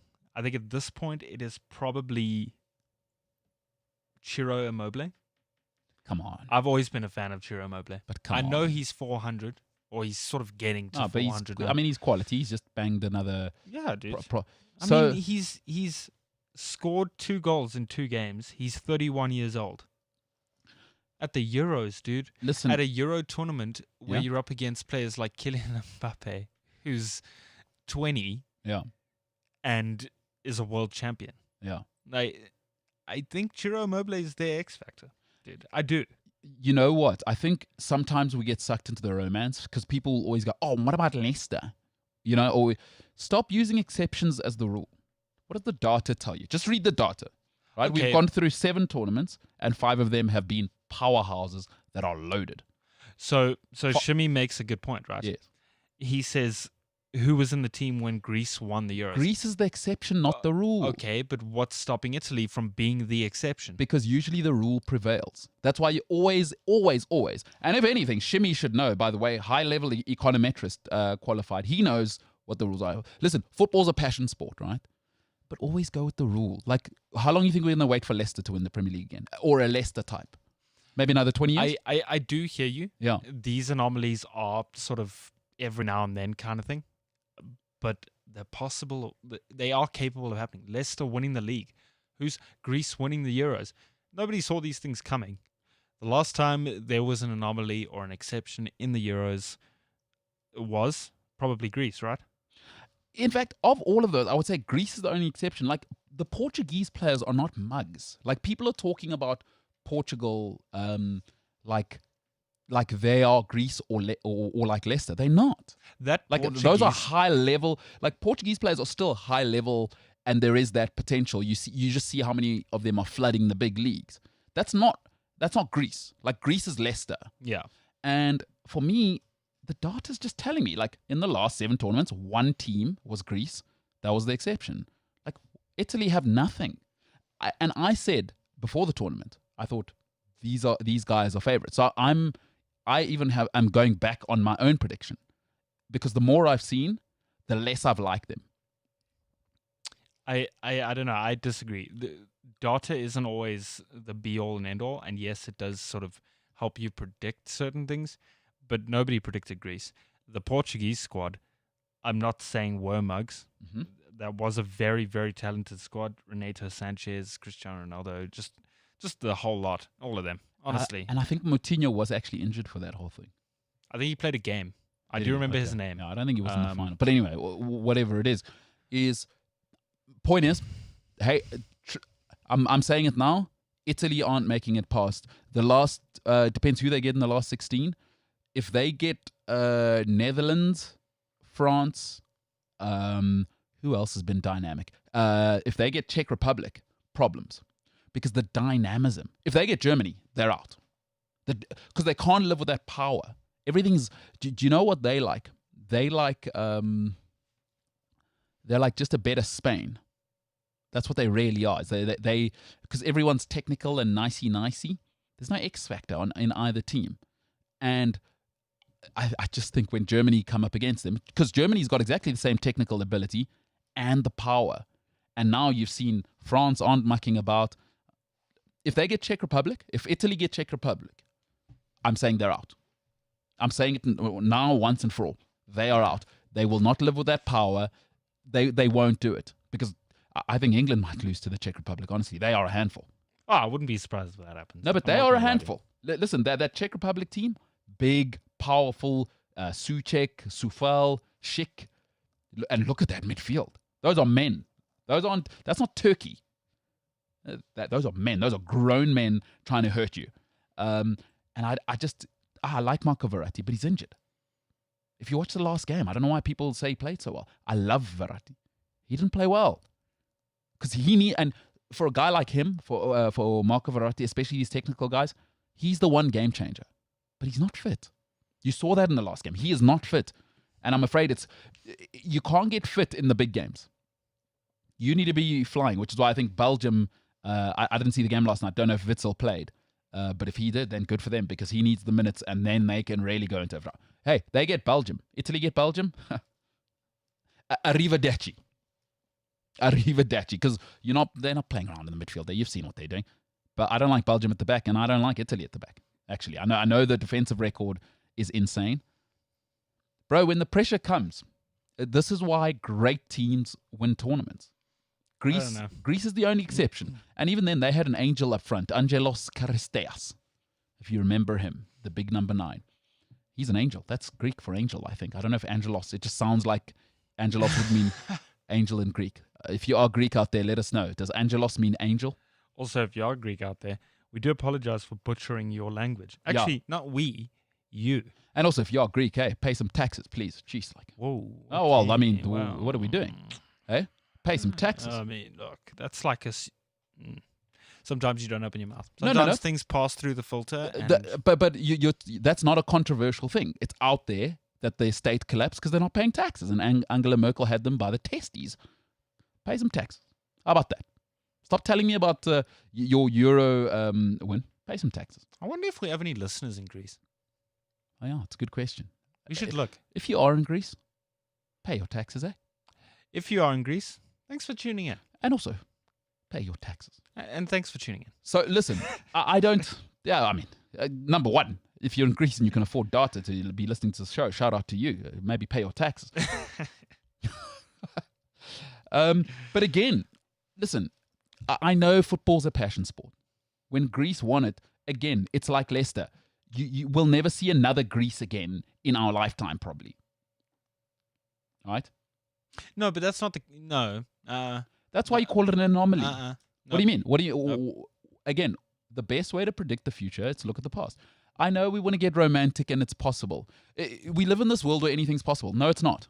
No, stop telling children that. No, but okay. All right, cool. So Leicester won the league, right? Yes. That's once... By the way, Leicester winning the league is once in its 29-year history. Cool. Fair enough. I'm not sure if it has happened, but surely there was a team like Leicester before that's won the league. Well, okay, even if they have, it's once in 29 years. Do you notice 5,000 to 1 odds? Yes, but it still happens. It does not. It's an anomaly. I'm sorry. What do you mean it happens? Otherwise, it wouldn't be an anomaly. Leicester, you know what you'd get is Aston Villa being odds on next year. It's not going to happen. But the data is not going to predict everything down to the T. It's a great way to estimate and to predict, but it's not going to estimate every single sort of variable. And you don't know. The whole Belgian squad could get COVID. They have to call up a whole new squad. The team's upside down because they have to work on a whole new dynamic, and the whole squad has to be trained, and half of them have never played for Belgium. So, whole thing.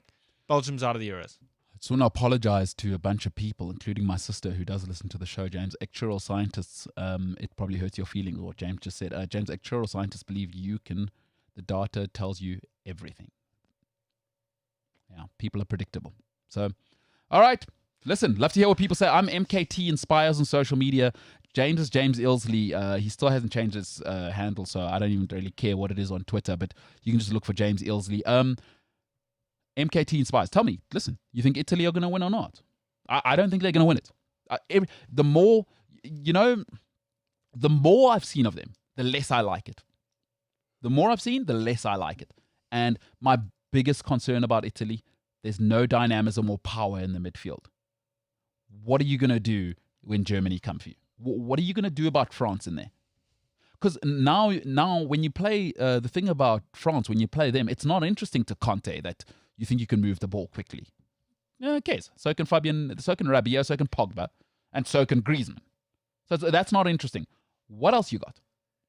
What else you got besides we've got solid technique in the midfield? Do you have running power? No. Do you have technical power up front? No. There is nothing to like about Italy once they come up against the big boys.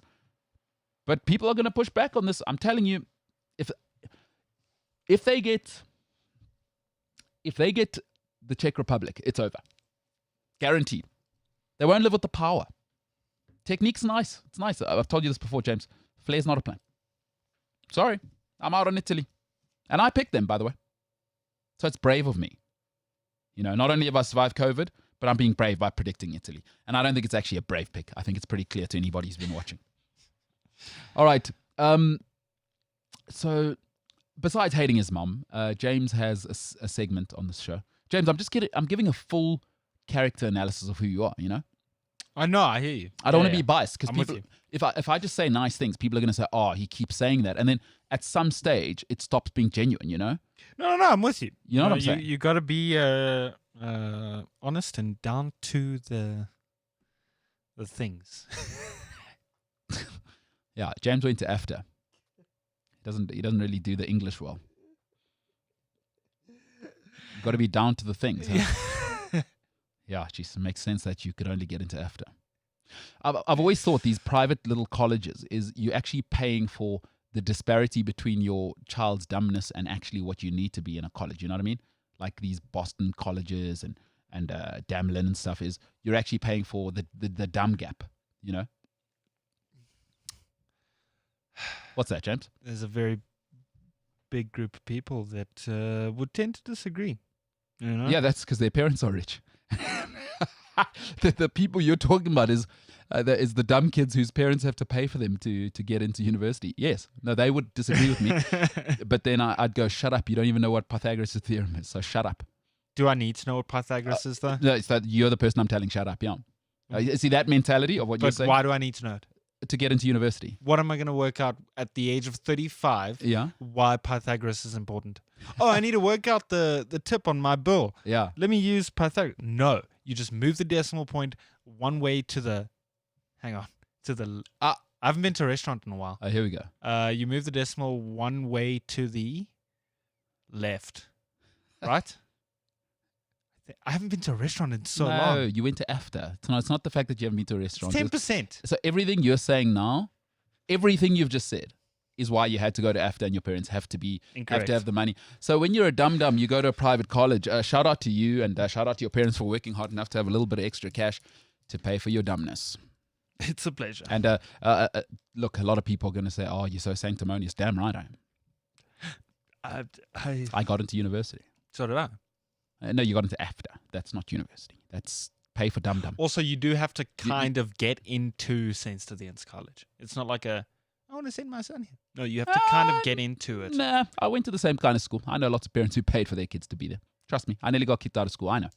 There's you. A lot of the kids, some of their parents pay for a wing in the school, pay for the library, pay for the new cricket pitch. No, it happens. I'm telling you. I'm very well aware, but do I look like something that's happened You to? couldn't work out a 10% bill just now. Does it look like there's an Eilsley stand at St. Stithians Why do College? you think your mom had to work a second job? See, maybe you haven't had this conversation with your mom. That's why she worked like 12 hours a day at her normal job, and then she probably was doing bookkeeping for like someone else. It was actually to pay for James to be able to go to St. Stithians. Yeah. So you may think your mom might have told you, "Oh, I've got extra meetings tonight." You know where she was? Actually at her second job, because James wasn't smart enough to stay in Saints and was a nightmare. What did you say the second job was? A bookkeeper. You have to be sort of all right with numbers for that one, huh? Yeah, but that's your mom, not you. Yeah, Oh. but I know that my mother Yeah. is as good at maths as I am. Oh, really? Yes. That bad? Maths isn't a strong suit in our family, my guy. So there's a flaw in your argument. Oh, so what? You're calling your mom dumb now? No. Oh, my goodness. All right, James, before we go here, let's just finish off with some social media, because I'm not going to have you slandering your mom on this show. Yeah, James, you did that. I didn't do that. So, social media with James. Yes, James. I hate everything about what just happened. Well, that was all on you, pal. And you see how I tricked you there? That's because you're an after kid. Couldn't get into real varsity. And by the way, if you'd had the time to figure out Pythagoras' theorem, guess what? You would have been able to think your way out of this situation. All right, Jimbo, what you got, pal? Brazilian club Corinthians. Also in the Bible. Yes. They have fined former Man City striker Joe.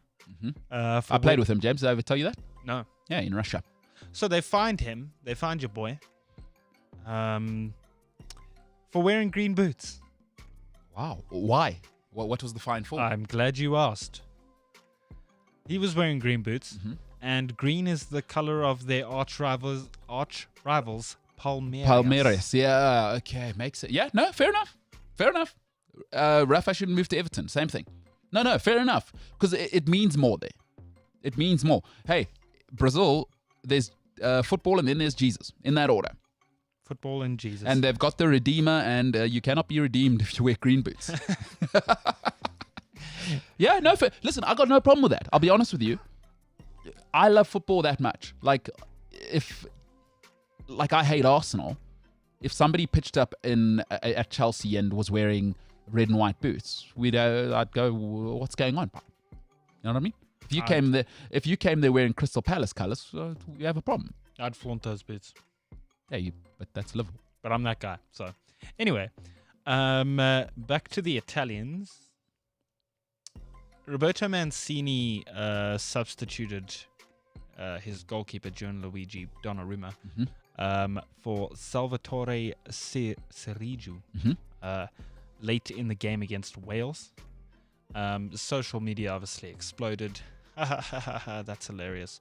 You're a goalkeeper and you've been substituted. But here's the story, right? Mancini was part of Italy's World Cup squad in 1990. He didn't play a single minute on home soil, something he says is the biggest regret of his career. As a result, he's made it his personal mission to give all 26 players a game this summer. So far, 25 have played.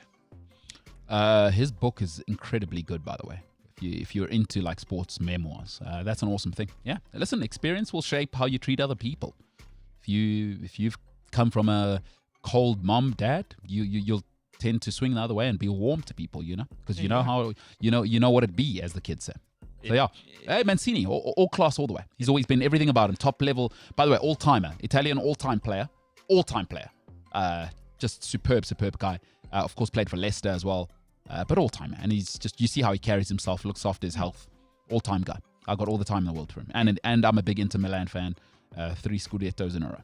It do be like that. This morning, very big moment, and this is going to be the segue into quite a big portion of social media with James, and might end the show with this. It's not the story you're thinking of, right? Because I know you were going to say something there. Las Vegas Raiders. Yes, LA Raiders. Although it is, Las Vegas Raiders, yeah? Las Vegas Raiders. Defensive end Carl Nassib. Do you know a Carl Nassib? I do. I watch NFL religiously. Cool. So he has become the first active NFL player to come out as gay. There's never been an active, publicly out gay player in the NFL history. Although several players have come out after retiring. He made the announcement via Instagram. I've been meaning to do this for a while now, but finally feel comfortable getting it off my chest. I really have the best life, the best family, friends, and job a guy can ask for. I'm a pretty private person, so I hope you guys know that I'm not doing this for attention. I just think that representation and visibility are so important. Who cares if you're gay, dude? Like, it's 2021. Like, just get on with it. I honestly don't care. Like, I don't care if people are straight. Do people, is that like still a thing? Like, unless you're in Hungary and some places in Central Africa. Yeah, it's still a thing. What, being gay? I think you can get hung or something in some place, but you live in America. Central Africa or you live in Vegas. It's fine.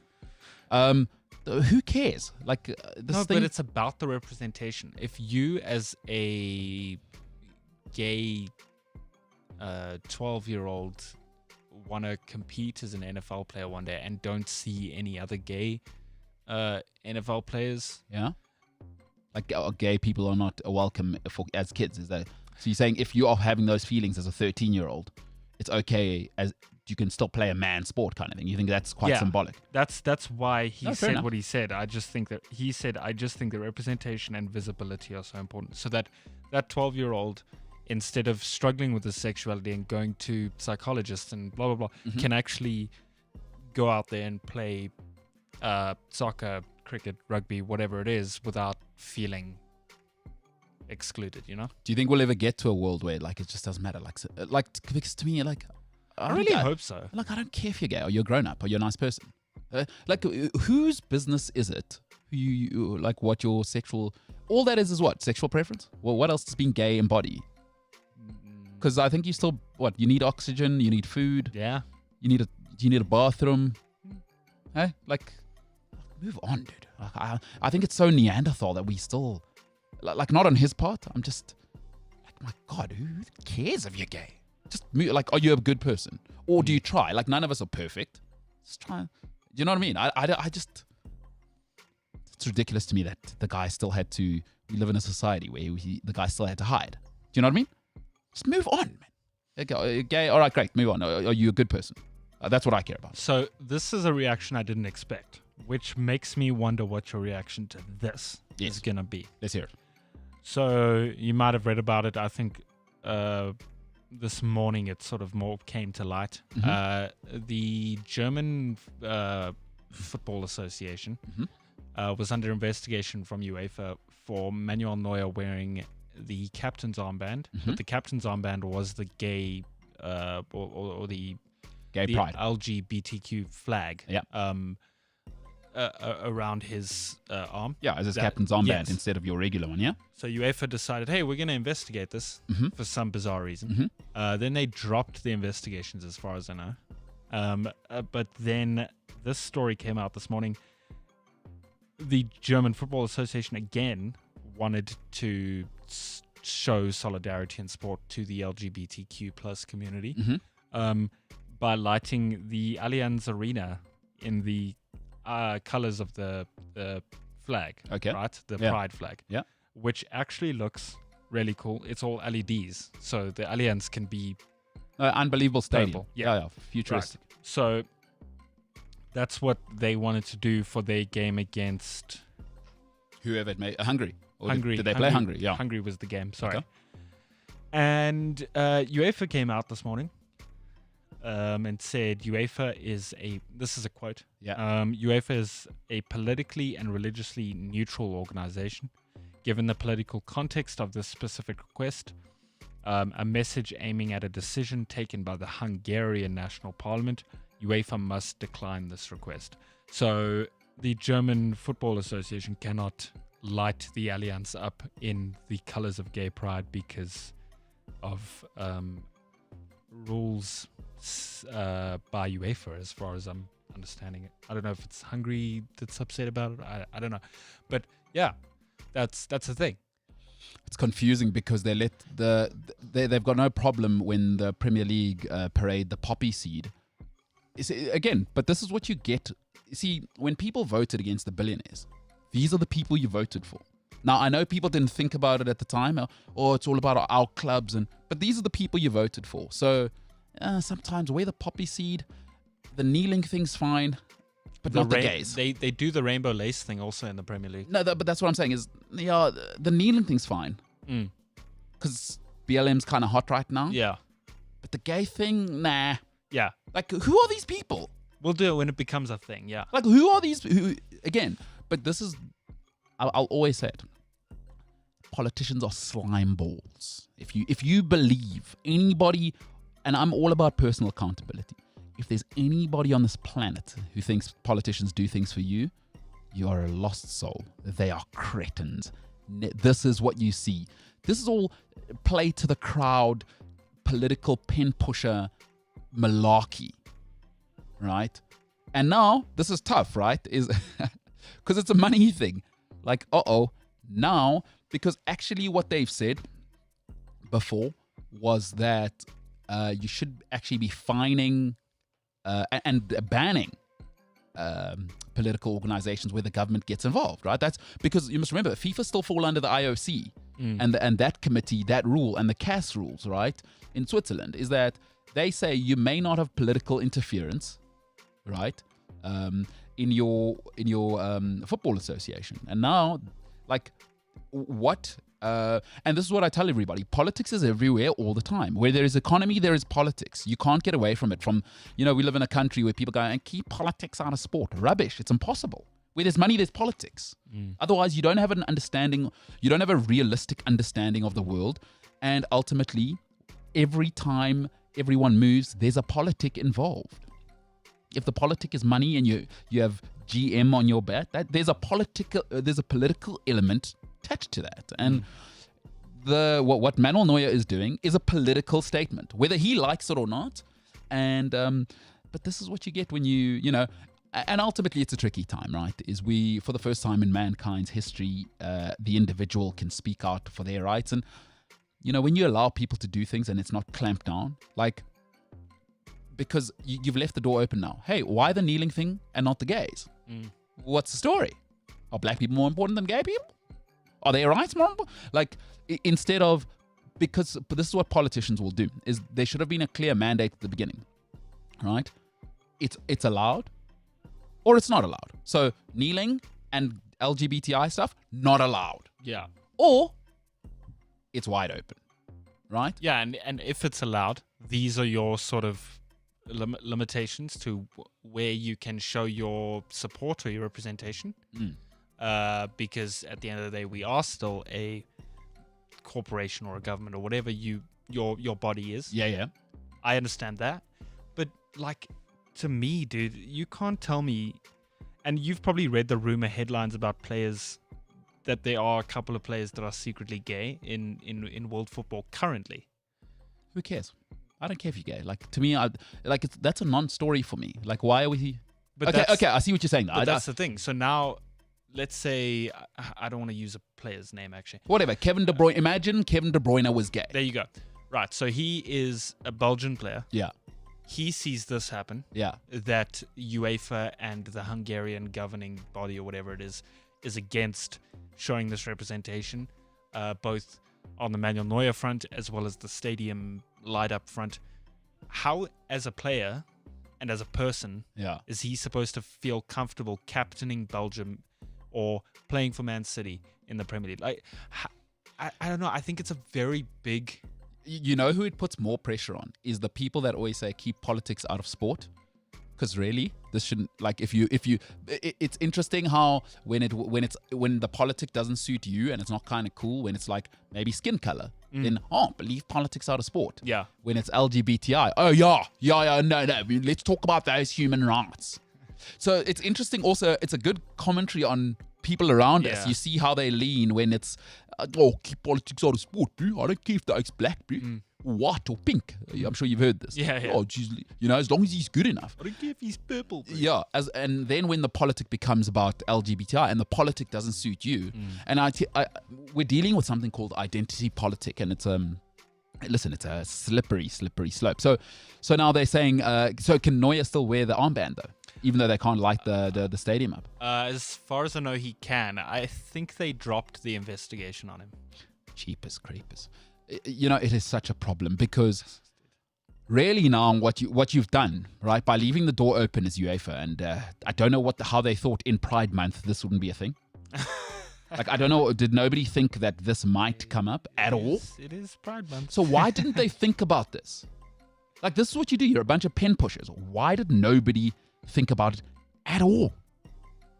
Yeah, look, I don't know. So ultimately, like, my opinion on that is that the Manuel Neuer thing is something they need to deal with, because because they haven't really dealt with the kneeling thing either. They haven't really dealt with it. They're kind of letting it just kind of happen. Like, we'll try and look the other way and just let's wait for Euros to end. They've put themselves in a bind, right? They always say leave politics out of it, and this is a space purely for sport. But every now and then they'll put politics in. Like they let in the Premier League, every now and then, I know it's a commemoration to the British people, but when you have the army on there, the army is the most political thing a country can have. Like, let's be very clear. The army is a geopolitical tool to impose your political will on another country. Correct. That's all an army is. Yeah. It's not a place for young men to go and learn discipline. It is the political statement. To learn discipline and get a haircut. Listen, if once you show the army and your martial power, that is the political. I mean, you see here in South Africa what happened in the lockdown when our police couldn't handle it. What did we do? Oh, they sent in those Caspers, and that's what you do, right? That the army is a political arm, the political arm. It is military power, right? And military commemoration, quite frankly, is the most political statement you can make. But it's okay when they pop in for the poppy seed thing, because it's romantic, and it's so UEFA need to make a call. Are we in or are we out here? Is identity politic allowed or not? Make a call. I know you're going to punish Hungary, right? Because ultimately, what you've got to say is they banned South Africa when apartheid was a thing, right? Because that was discrimination. They banned South Africa from. Are UEFA even going to have that conversation? Don't be silly. You got to have that. But what I'm saying is, hey, let's have that conversation, because, like, the people who say leave politics out of sport, apartheid was a political thing.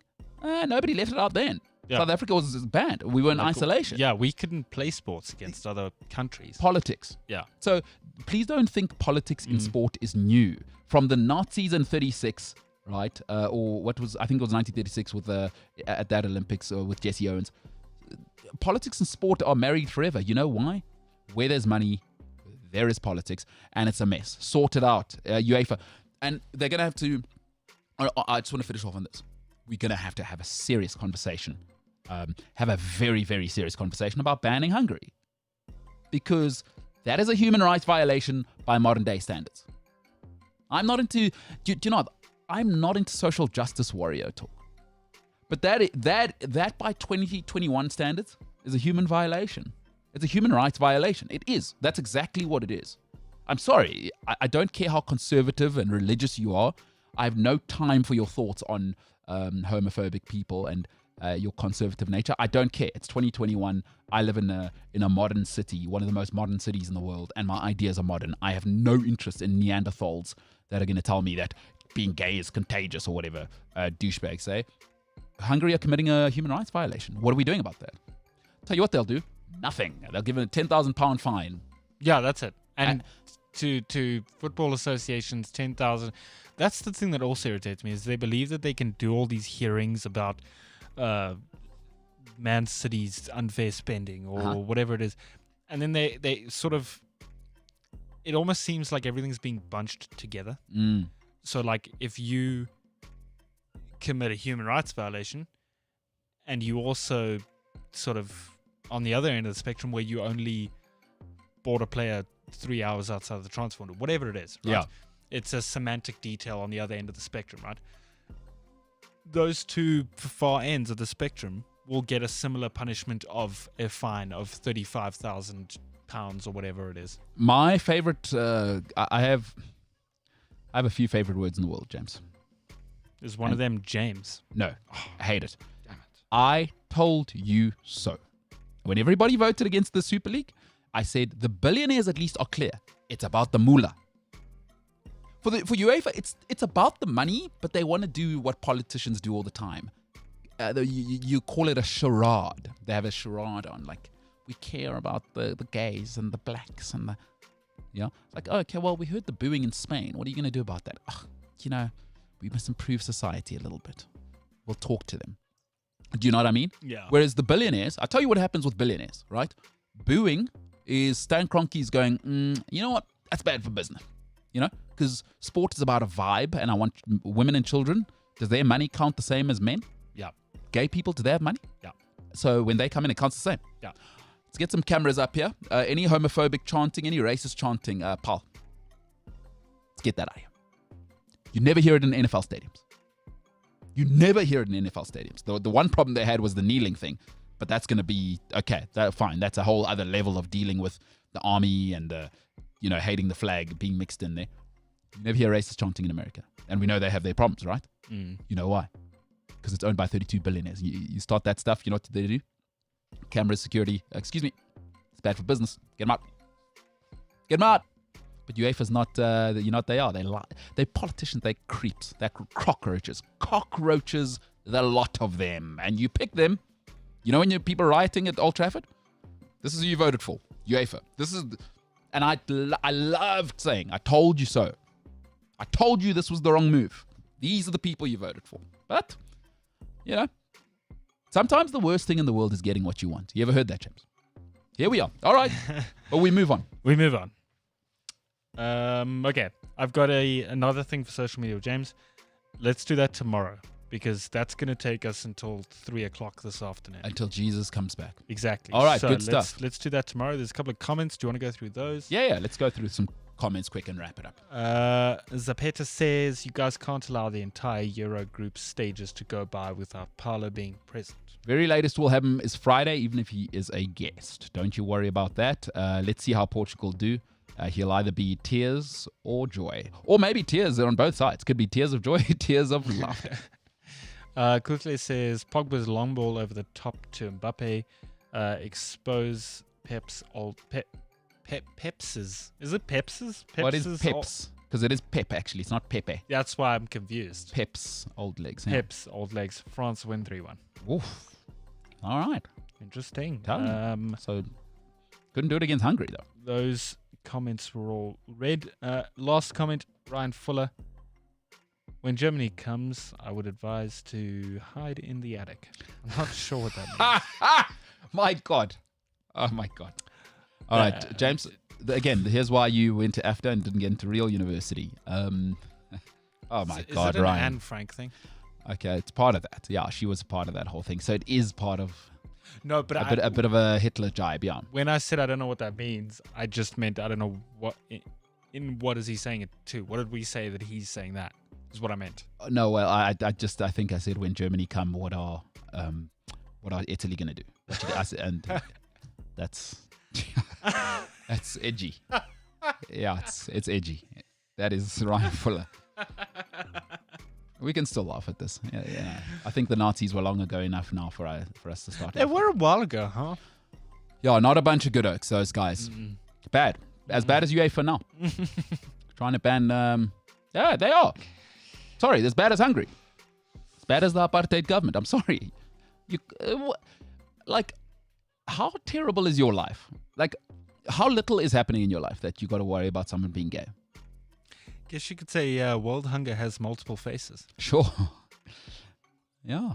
Because Hungary. yeah, they're hungry. Yeah. No, I see what you're doing. And world hunger is a real issue that we're trying to tackle. Now we got to, hunger is everywhere. Yeah. Hunger is actually affecting all of our lives all the time now, even the gays. What's that saying? The devil has multiple faces or something. Something like that. Yeah, and the devil wears Prada.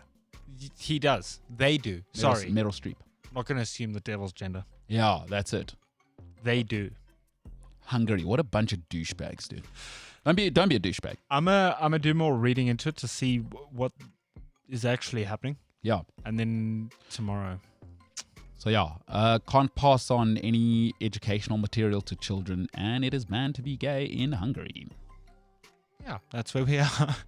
So crazy. The Nazis happened. Hungary don't like gay people, and Greece. Well, the Nazis are back. What the hell are Hungary doing? Greeks don't pay taxes. That's, Yeah. That's what today's show was all about. Hey, you Greeks must pay your taxes, and Hungarians maybe just hey, let the fabulous people. They just want to go hang out. They want to get a bit of glitter on them. Go out on a Saturday night. You know what I mean? Yeah. Penis touching penis. I mean, get over it. Yeah, exactly. Hey, Preach it, sister. Listen, if guys want to slap a bit of salami together, or maybe the sisters want to get together, what the hell does that have to do with you? What did you say? The sisters. I can't be on the show anymore. I think we call it quits now. All right, is that it? Or is that where you draw the line? Mental. Jimbo, good stuff today, Paul. Good show. Done 2.5 hours today. All right. My name is MKT. Ladies and gentlemen, don't be Hungarian right now. Don't be like you know what? Actually, I'm being that douchebag. Don't be like the Hungarian politicians, right? Who are directly comparable to the Nazis right now in terms of human rights violation. It is as vile to me. Don't be like the politicians. Hungarian people, I've been to Hungary. Great people, super good looking women. Go there if you're single and you're a man. Go there if you want to, enjoy your time. But there we go. I'm not going to go to Hungary until, why would I want to be there? I'm not about hate. We've got to spread love. The world's hard enough. Goodness sake. Let the salami bopping slopping happen. Meat on meat, salami on salami, penis to penis, let it happen, for crying in a bucket. This is the MKT Show. I'm MKT. Peace, love, happiness to you and all. 22nd of June in 2021. Spread some love, not some hate. For now, we are the hell out of here.